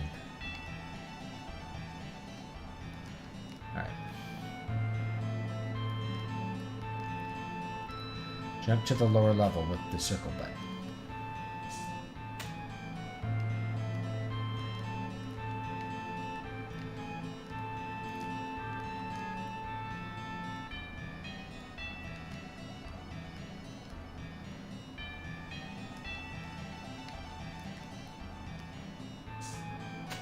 chest. Work glove. Alright, there he goes out of that one. To that one. And if I follow him there, goes out of that one. Into that one.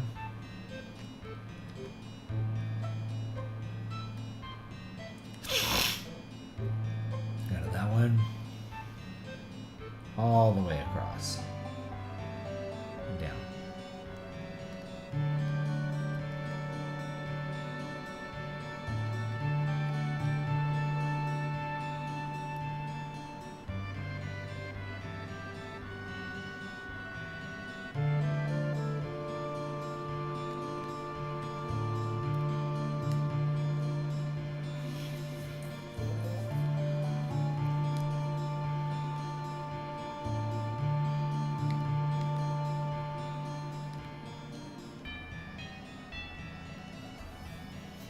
I'm trying to remember what this pattern is, or like how you catch him.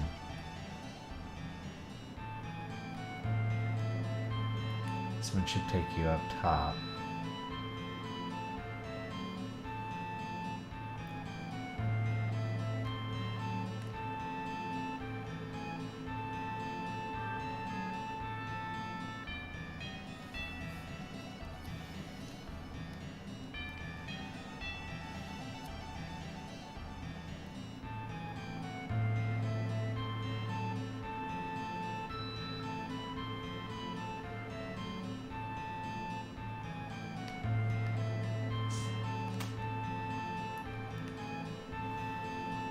I'm not sure how you catch him. I don't remember how to do this. It's like the doors don't link to each other in a logical way. Like if I go up this one,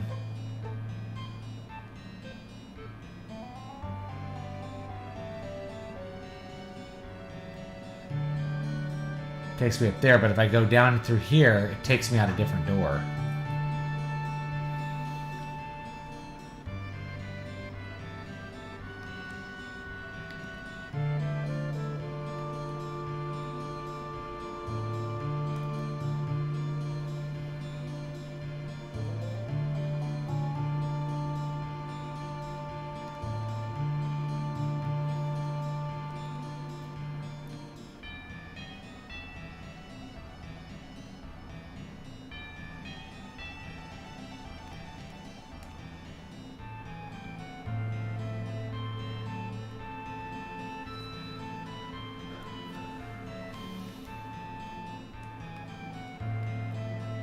Now when it comes out, that one. All right.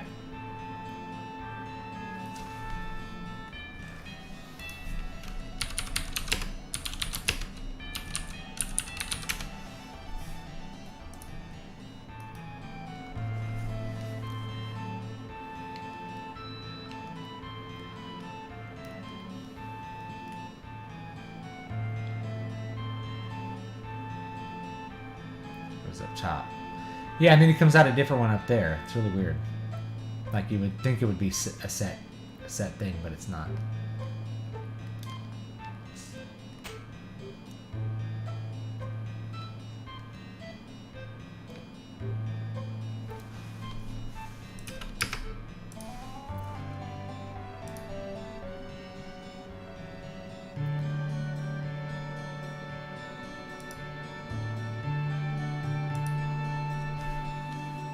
I think somebody solved this for me.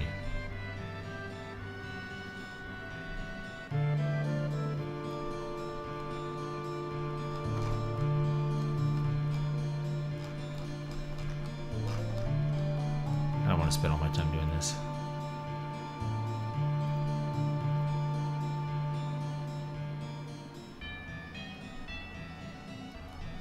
What do I need to do here? I need to go in through one door.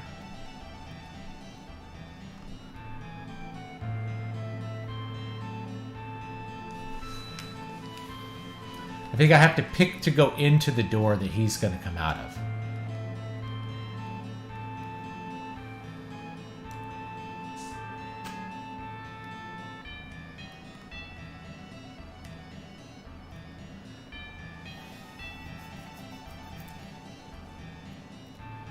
So if he goes in that one,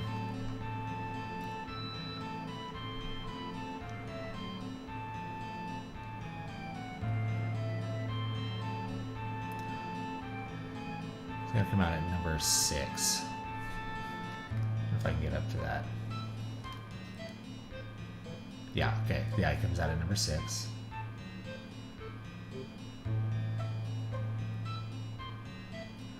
So he went in there and come out at this one.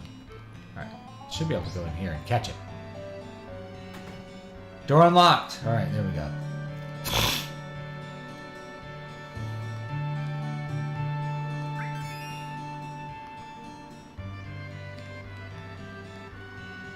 Save.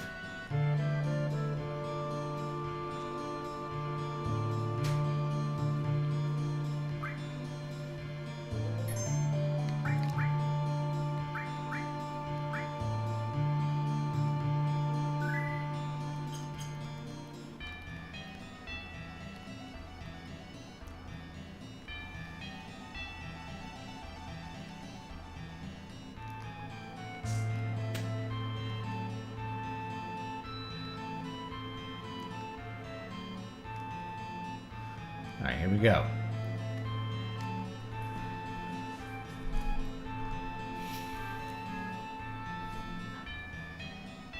This is the room with the murals.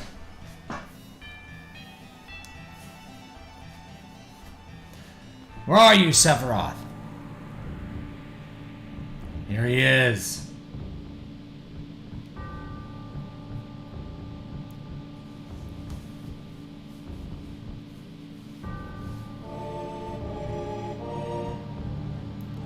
So cold. I am always by your side. Come. Alright, let's set up our materia here. Let's see what I got. Fire.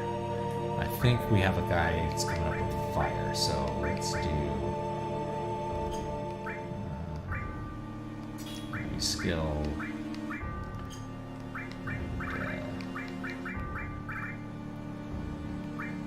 Something else here. Plus. That'll work. Now we want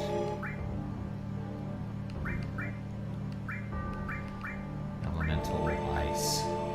Okay.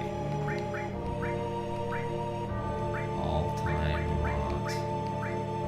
Let's do all and restore. Okay, we got 2 of those. So that's good.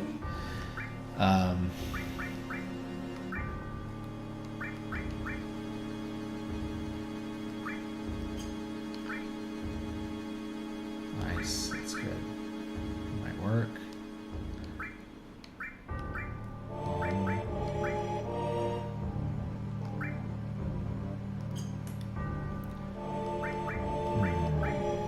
Lightning.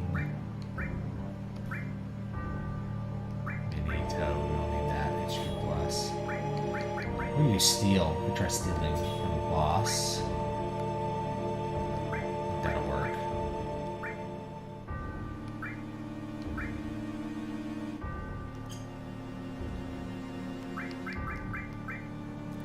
We have fire rain.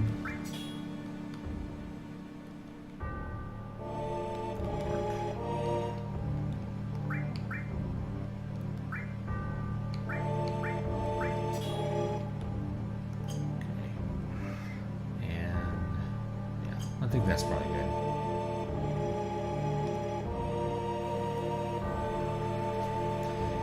Splendid. I want to know people's opinions on Tifa or Eris. I like Tifa better. I like Tifa. A treasure house of knowledge. Although my wife looks like Eris, so I should pick her. Should pick Eris.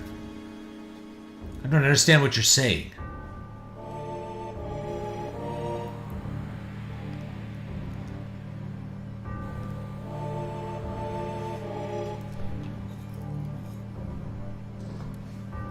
Look well.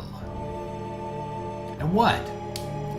At that which adds to the knowledge of I am becoming one with the planet.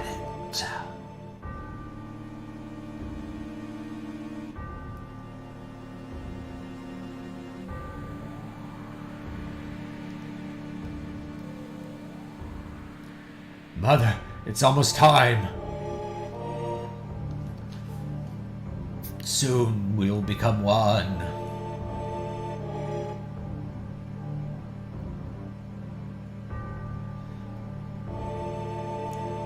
How do you intend to become one with the planet?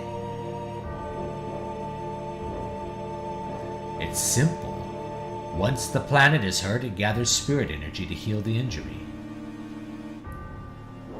The amount of energy gathered depends on the size of the injury.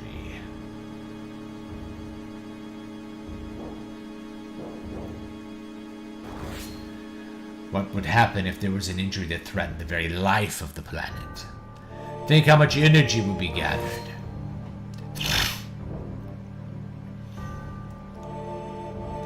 And the center of that injury will be me.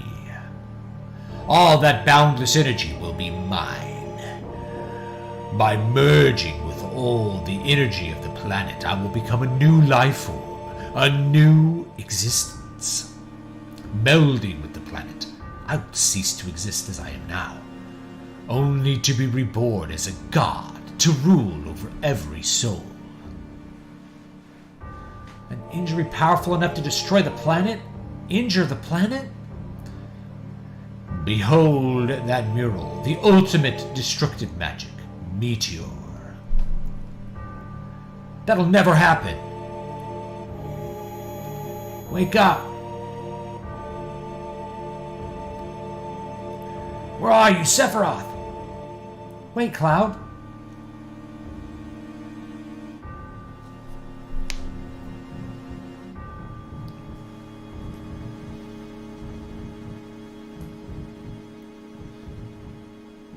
Cloud.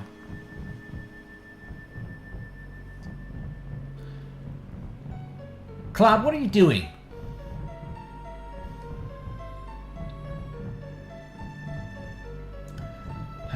Black materia.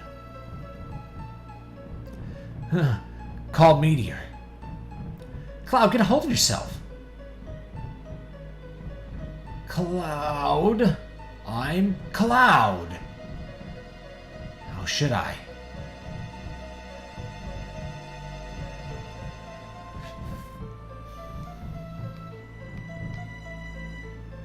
I remember my way. Cloud. What's wrong? Is something wrong? It's nothing, so don't worry about it. Right, Cloud. It's nothing. Sephiroth got away. Don't worry about it. I understood what he was saying. It seems his judgment is clouded. So this must be Meteor, right?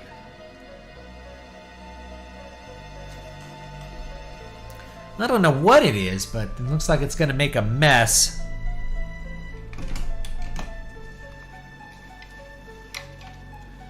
This must be magic, just what Sephiroth was saying. The ultimate destructive magic, Meteor. It finds small drifting planets with its magic.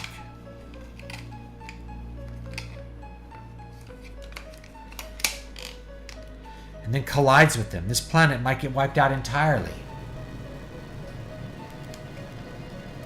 Sephiroth?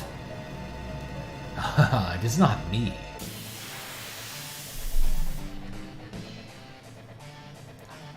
Alright, let's kill the dragon.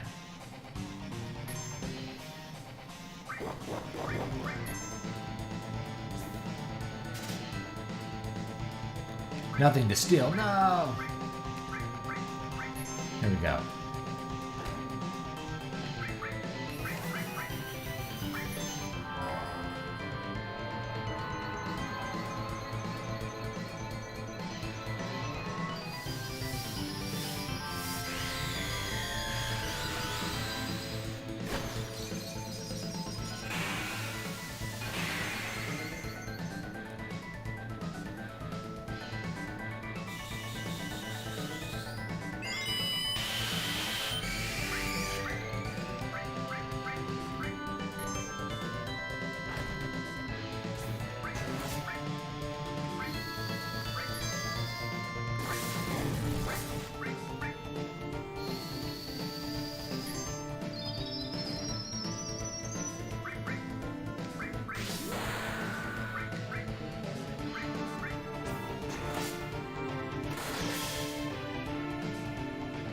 That hit hard.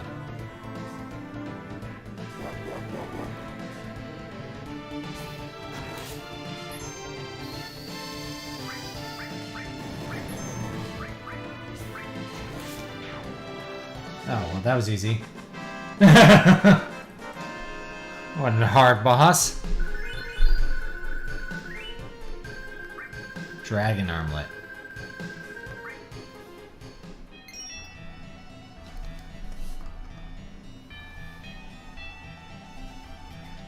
Any sign of Sephiroth?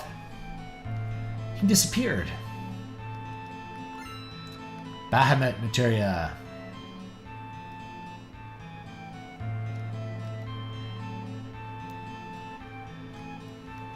Alright, I think I'm gonna have to pause it here. I don't know if I can save. We're locked in.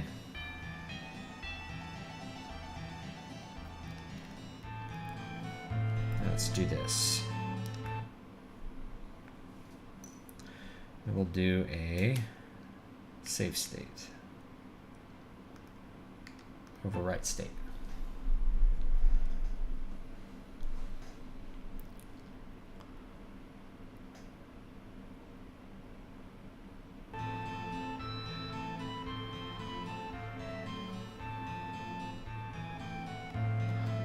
Alright.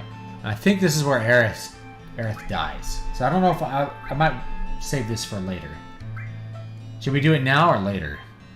Just finish it up.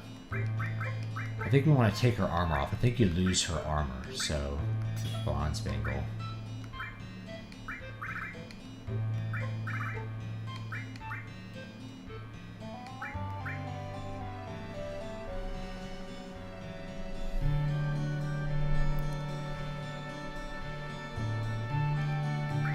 Bronze bangle does nothing.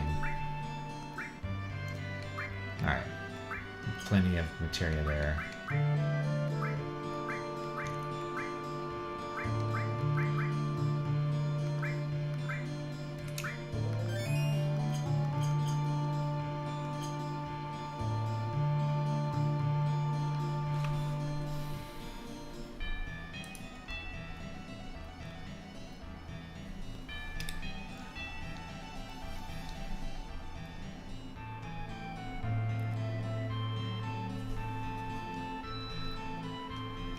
Let's see here. Let's use Bahamut. Okay. Let's see here. Let's actually use time. Okay.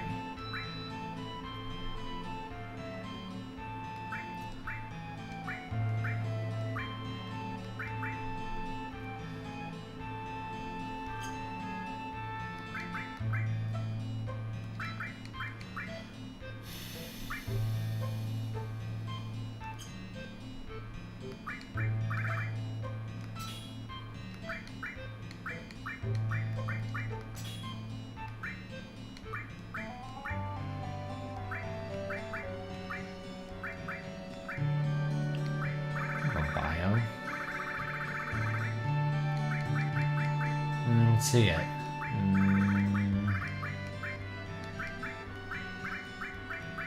Alright, whatever.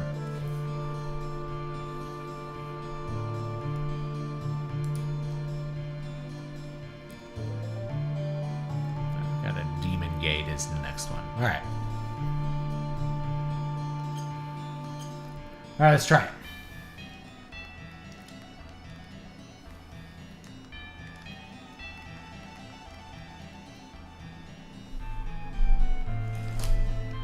What is this?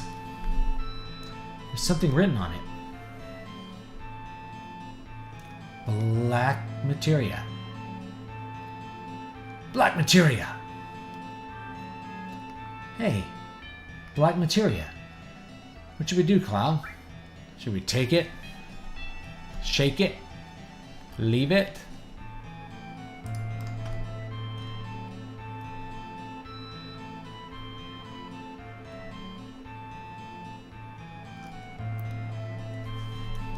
Let's Shake it.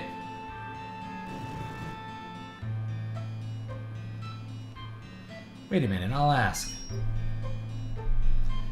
The latest Final Fantasy VII on the Switch, is that a complete game or just a chapter? It's a complete game, I thought. Yeah, it's just the original game. It's just a port of this game. I don't understand. Final Fantasy VII on the Switch is just a port of the original game. This is the PS1 version, which I think is superior in a number of ways. But, you know, you can play the port. It's fine. I have it on the Switch, actually, and it's pretty good. So, they said the temple itself is the black materia. What do they mean? So this whole building is the black materia? This huge temple? This is the black materia? Then no one could take it. It's pretty hard. You see, this is a model of the temple, and inside it is a device which gets smaller each time you solve a puzzle. As the model becomes smaller, you become smaller too, until it's small enough to fit in the palm of your hand. So if we solve the puzzles, the black materia will get smaller and smaller, and we can take it out? Yes, but there's one thing. You can only answer the puzzles inside the temple. So anyone who solves the puzzle will be crushed by the temple. I see. The ancients didn't want dangerous magic to be taken out of the temple so easily. Let's just leave it and get the hell out of here. No, we've got to think of a way to get it out. Because Sephiroth has lots of different flunkies. It's nothing to him to throw their lives away to get the black materia. This place isn't safe.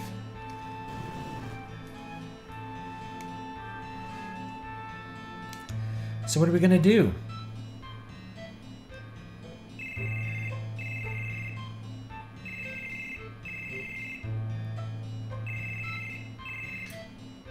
Hi, Cloud. This is Kate Seth. I overheard the whole story. Don't forget about me. Everything you said makes perfect sense. You can use my stuffed body for the future of the planet. We can't let Sephiroth get his hands on the black materia. We can't let the Shinra get theirs on it either. But Cloud, there's really nothing else you can do. Everyone, please trust me.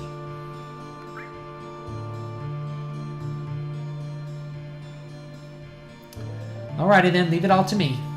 Please hurry, you've got to get out of here. I'll be waiting at the exit. Have you seen John A. Douglas's video on AI images? If so, what do you think of his arguments? I haven't. Sorry. I've already given the complete everything for AI stuff, so there's really nothing else to say. I've gone over it in depth.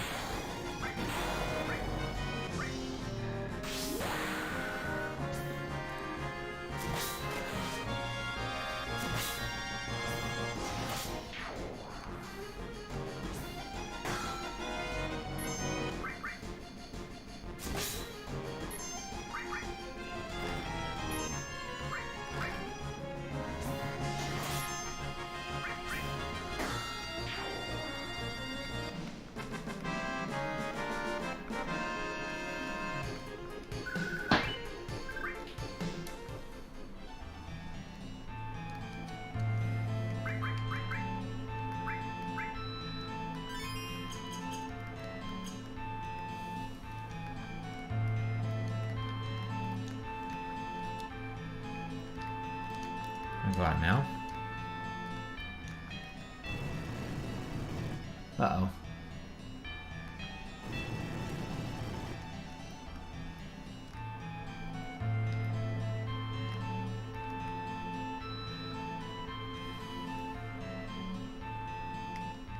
Alright, can we save? Rest.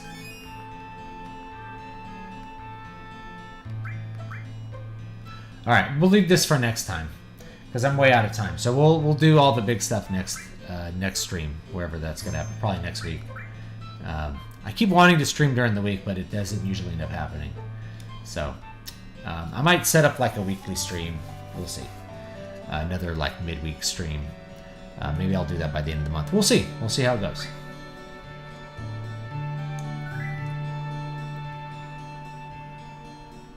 So, okay, I'll counter this argument right now. Okay, customers are not going to boycott your books because they have AI art. They didn't boycott your books when your books had photo art instead of illustrated art. Okay, so it's the same thing.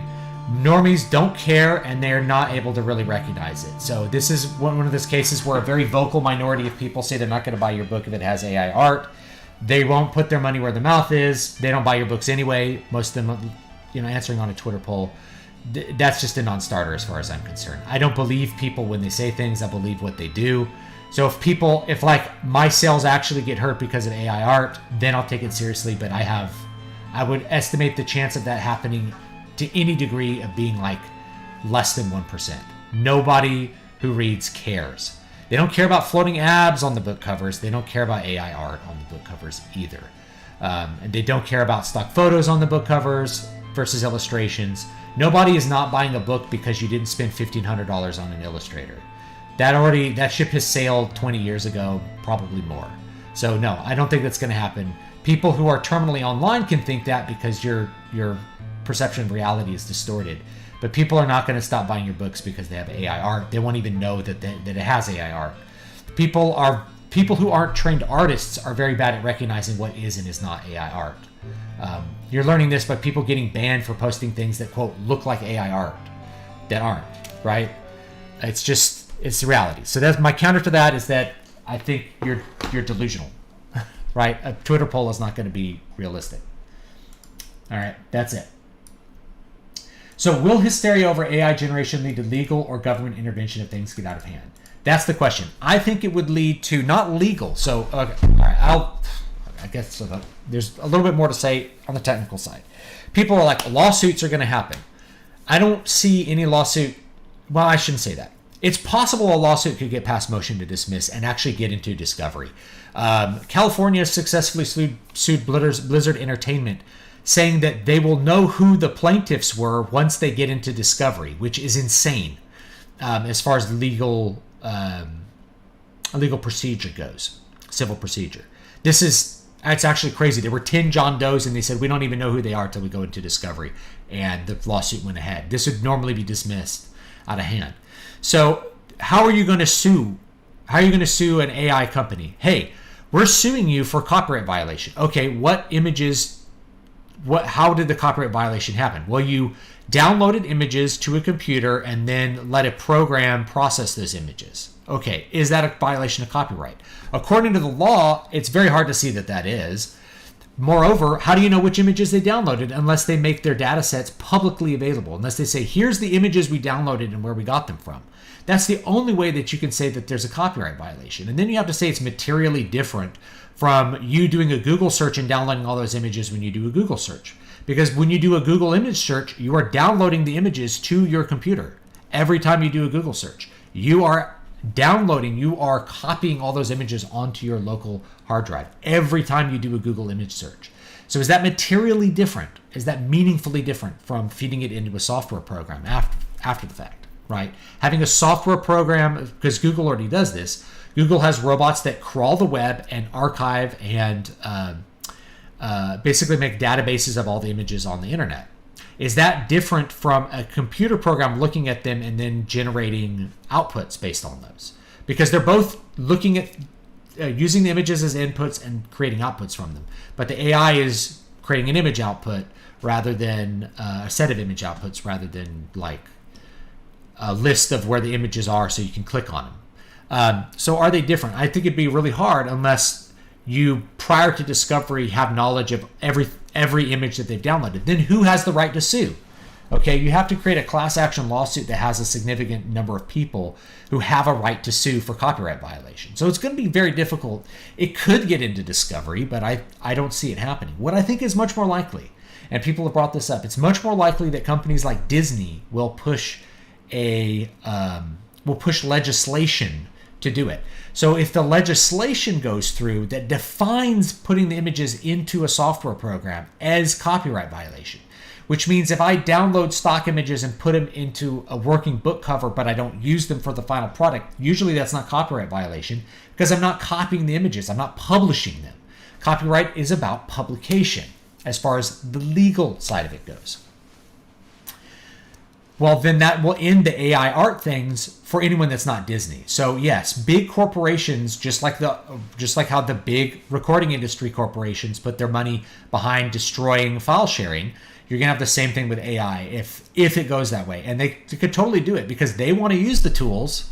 They want to use them, but they would really like it if there was no competition. So they'll use it to destroy the competition of the little guy, and they'll still use AI programs in-house where they own all of the copyrights. And that's the way that it'll end up shaking out legislatively. So I think a legislative solution is far more likely than a legal solution, but the sheer amount of lawsuits that you could try to process may mean one could get through discovery. And if you get into discovery, then you may be able to go on a fishing expedition. You also have to be able to get the company, get the judge to force the company to disclose all their data sets as part of discovery, right? You can't create a lawsuit and then say, we'll find evidence of damages once we get into discovery. The damages have to already be present. And then when you sue for copyright violation, what are your damages, right?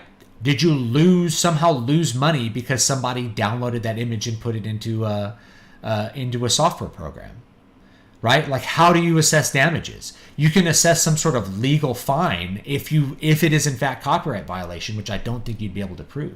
So, like, as far as the case law thing goes, and I'm not a lawyer, I'm just somebody who does this for a living, and I happen to know quite a bit about intellectual property law. And I have to remind people that most people they don't know what copyright means. They just don't understand the law behind it, and that's okay.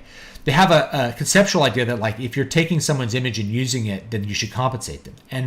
And I agree, that's the real moral question. That's the moral question, not the legal question, right? So I think it's much more likely that you're going to have a legislative response to this rather than purely legal. Douglas also claims Shadiversity appears to have lost 10,000 YouTube subscribers over his video defending AI art.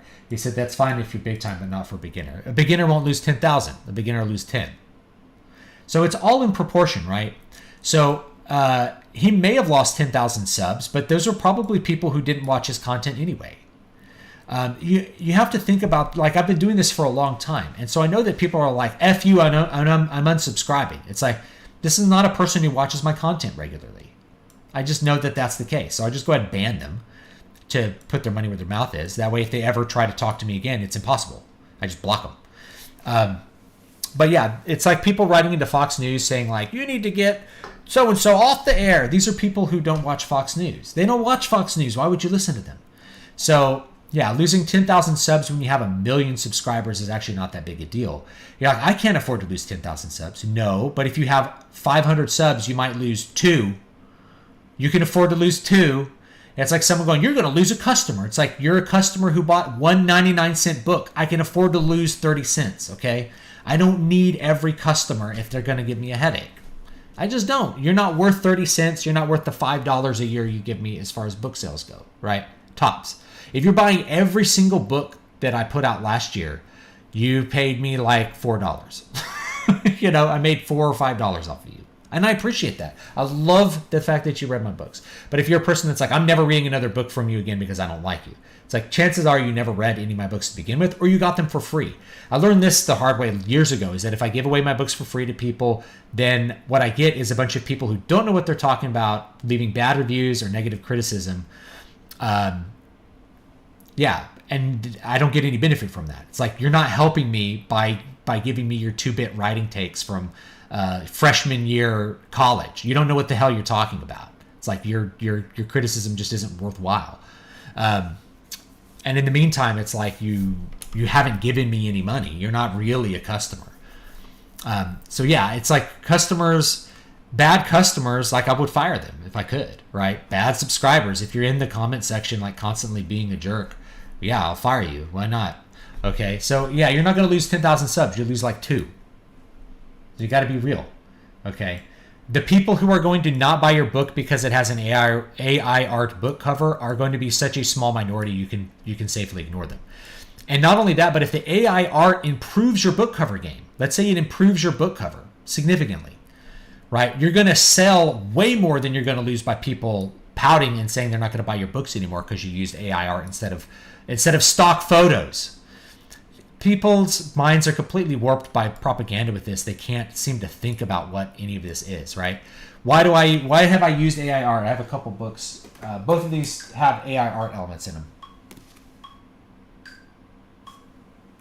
Apparently I started a metronome.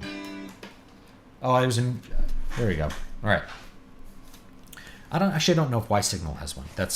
You should buy that. That's J.D. Cowan's book. Buy it, guys. It's cool. Both of these have AI art in them. Several AI art images kind of melded together to make one kind of book cover. Now, could I have done this with stock photos? It would have been very hard. So it was able to let me produce an image that would have been very hard with stock photos. Could an artist have done this? It would have taken a very high skilled artist. So to get an artist to paint this cover would have been $1,500, maybe $1,000 to find an artist that's high enough quality to do it, right? Versus $5 or whatever the subscription for Midjourney is, right? Same thing here. It's like I could have had an artist do this. I could have photoshopped this together out of a bunch of different images. It would have taken 10 times as long and cost exactly the same amount of money, right? Let me find a stock photo cover for you guys, and I'll give you an idea what I'm talking about.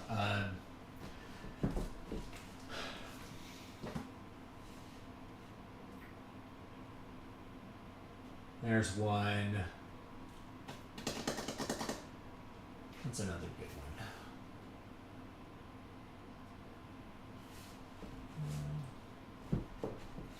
one. Some of these are my own. I mean, this one's good. It's really super simple. It's a really, really simple art. This is just a stock photo of a crown. I could have just had an AI art draw a crown now. And then I did a bunch of extra art, painted on top of it, did a bunch of crazy effects on it to make it look like this, which people like this cover. And then the rest of it is the design of the book cover. Okay, here's a fairly complex book cover that has lots of stock photos in it. There's like 12 or 15 stock photos melded together. I could have melded together 4 AI images and come up with a similar image that looked more coherent and even better than this. I still have to do a lot of work on those. But like if it cuts down the amount of time that I spend on the book cover, like is there some special artistry to this? I'm using photos. I'm just mashing photos together. So with AI art, I'm just mashing AI art together to produce a complex image. I'm still not painting it. I'm not bothering to go through all the trouble of painting the city scene. And if I were going to paint it, like I'd probably first bash this together, skip all the effects and the overpainting I did, and then just paint a new painting on top of it. I trace, right, to save time. Professional artists trace all the time. Is that significantly different than having an AI art do it? Yes, it is. But is it some super extra hard, super art skill to trace over stock photo bashes? Not really. People don't really get this. I don't know. That's it. Do you know of Macarius on DeviantArt? I don't. He's made some great covers lately. His fee started a little over $200. $200 is still a lot of money versus $0. So $200 investment is not a bad investment. But the $0 investment means you're going to make a lot more money. And it could be just as good for $200. I do find it funny everyone is saying AI would take over the labor and create some socialist utopia when it's much better at art than anything else. It's kind of funny. Well, what's funny also, artists have been using the AI art for a long time now at this point, and only now are people catching on to it because like porn artists were getting anime girls drawn, and people are like, oh, I'm going to lose my commissions because this computer program could just draw anime boobs and no one needs me anymore. It's like real art. The market hasn't decreased for real art. It just hasn't. Like I said, we replaced artists with stock photos a long time ago because artists were too expensive and there weren't enough of them at high enough skill. There wasn't enough high skill to meet the demand, and so that made the cost exponentially higher than most indie artists can afford. So we replaced it with stock photo covers. Now, if it's a thing where it's like 90% of people are like, there's boycotts almost never work. But let's say somehow there's a successful boycott of my works unless I get rid of AI art. Okay, I'll just go back to doing stock photo covers, which you guys were all okay with, and just smack photos together to make covers, cheap covers. It's not any different, but people believe it's different because they don't really know anything about it. Anyway, that's my thing. And so I guess the conclusion is I think legislation will do it versus the court system, because it's very hard. It's going to be very hard to push through a lawsuit because of the way copyright laws work, not because it's right or wrong for them to have used the images. That's a separate moral issue. Morally, I think you make a really good case that people whose images have been used should be compensated. I think you can make a really good moral case. Hey, I'm providing value for this software, and you're not compensating me for the value I provided as an artist. So I think you can make a really good moral case for that. However, that's different from copyright law. People like to say copyright and appeal to the law when they don't know how the legalities of copyright actually work, and they don't know how trademarks work either. People confuse the two. It's all very technical. You don't ever want to get into a copyright lawsuit because you actually don't know what's going to happen.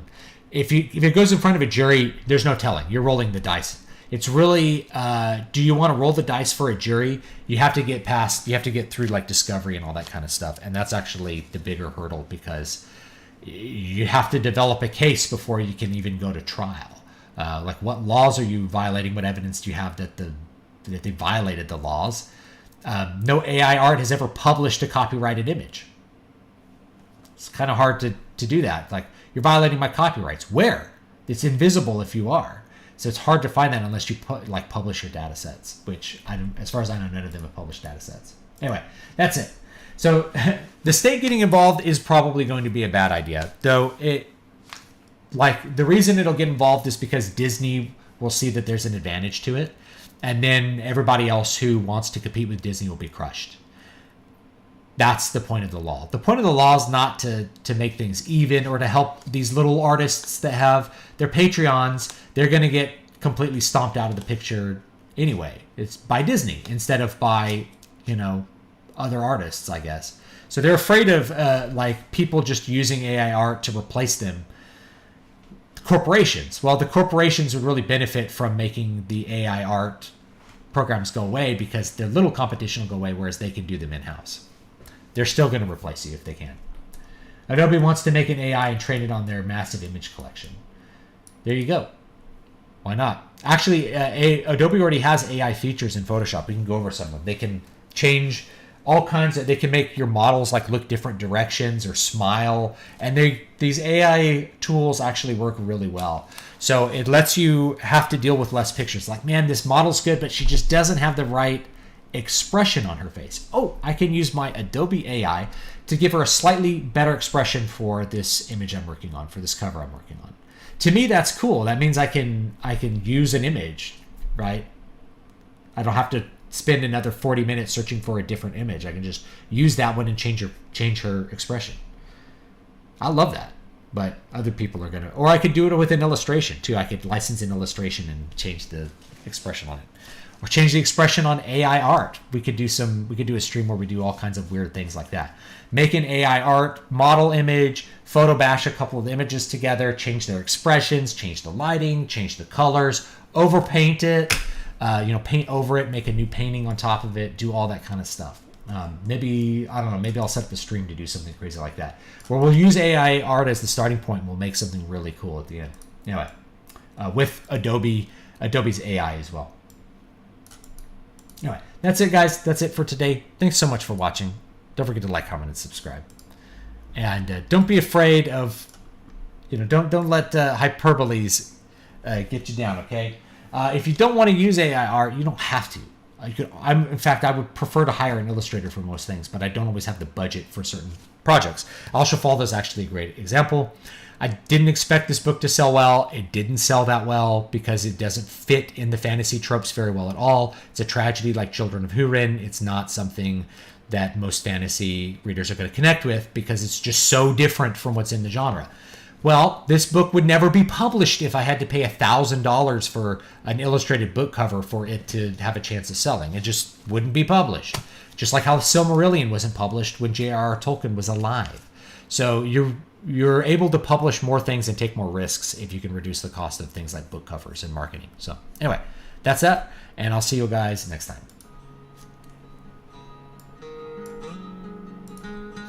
Love you all. God bless.